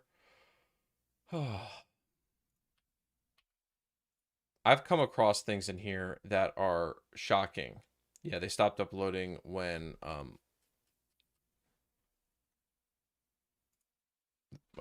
government shut down. But this is the filter. This URL I have here has filters in it that will make it easier for you to find things. So in here, you're gonna get all of like the NASA live streams, so which is okay, it's fine. Like that can be helpful in your research. So you really need to know what you're looking at. But like here, September 17th, the SpaceX CRS resource reel. Okay, so this is 20 minutes of just Dragon and Falcon 9. Okay. Yeah, okay, well that's kind of cool. What's the big deal? What's the big deal is if I go to this show all button and I see here. This is a 7 gig MP4 file, which is not uncompressed, but this is a very high quality file that's likely going to be in 4K of all this public domain Dragon and SpaceX footage, right? The resource reel. I don't believe you're going to find this on images.nasa.gov. A lot of this you won't. Then there's, let's see, find something else that's interesting. You can also you can filter by different programs.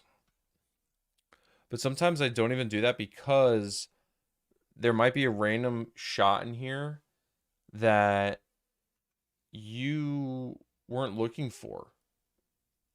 That the next steps in lunar exploration final, I love it, _final _YouTube _4K.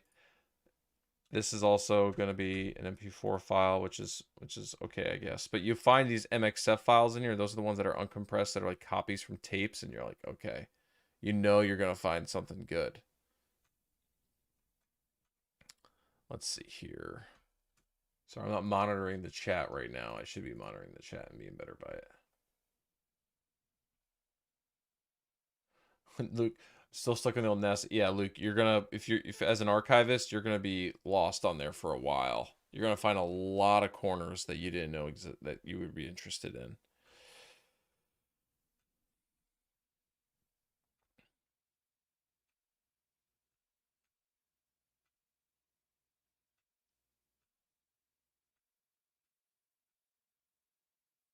If you just look up like resource reel, it's usually a pretty good place. Okay, here we go. This is what I'm talking about. You're scrolling and you find something cool. JSC STS-1. Chase activities, launch and landing. All right. This is going to be legit. And it's going to have an MXF file, isn't it? Oh, they're not doing it anymore? What are we doing, NASA? What are we doing here? Look at this. STS-1. Which, by the way, is the most hardcore test flight of all time. I don't care what he says. STS-1. 9, 8, 7, 6, look at this. Now we have footage of the chase plane of STS-1. I wasn't looking for this. This just happened upon us here.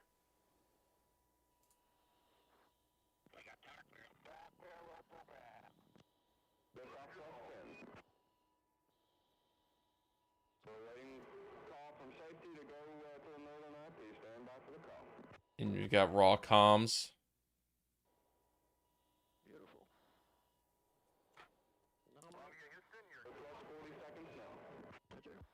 His bias now at 45.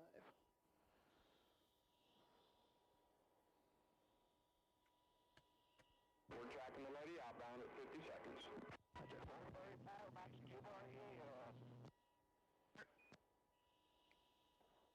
Raw. You never get to just watch this raw.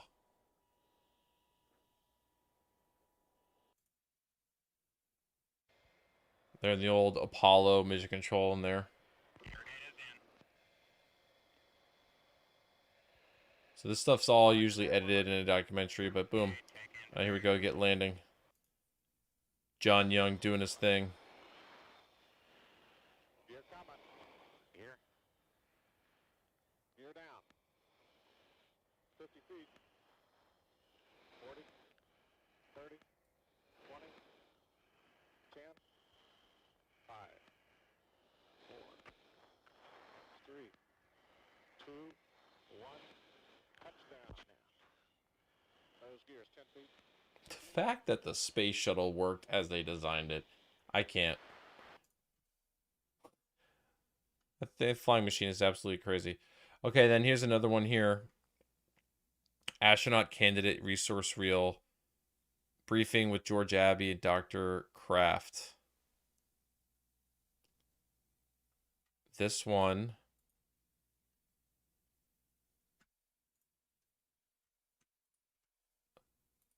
This HD Studios was hired like 15 years ago to scan all these tapes, all these reels in for NASA Johnson Space Center. So whenever you see the videos starting with HD Studios, you know it's going to be pretty good quality and pretty good. So look at this. This is going to be silent. Well, I mentioned they got audio here. The new astronaut candidates that Dr. Kraft would be coming over today to talk to you. So he's here to say a few words to you as well as to the older group. And so without any further ado, I'll turn it over to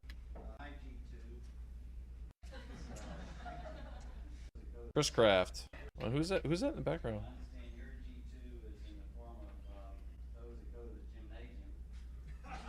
This is 1978.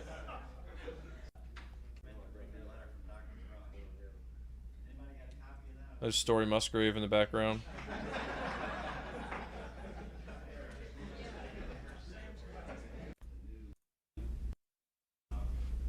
Who, by the way, he's somebody we can bring on stream. I have his phone number.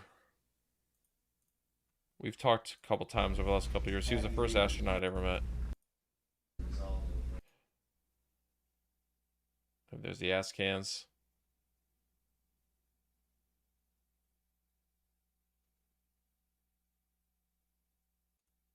See a lot of familiar faces in this bunch here.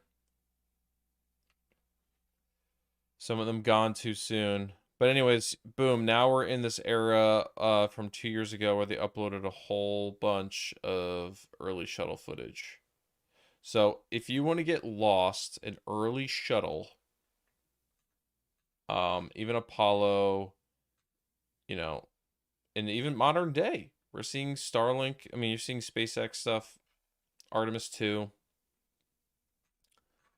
footage. This is one well worth bookmarking.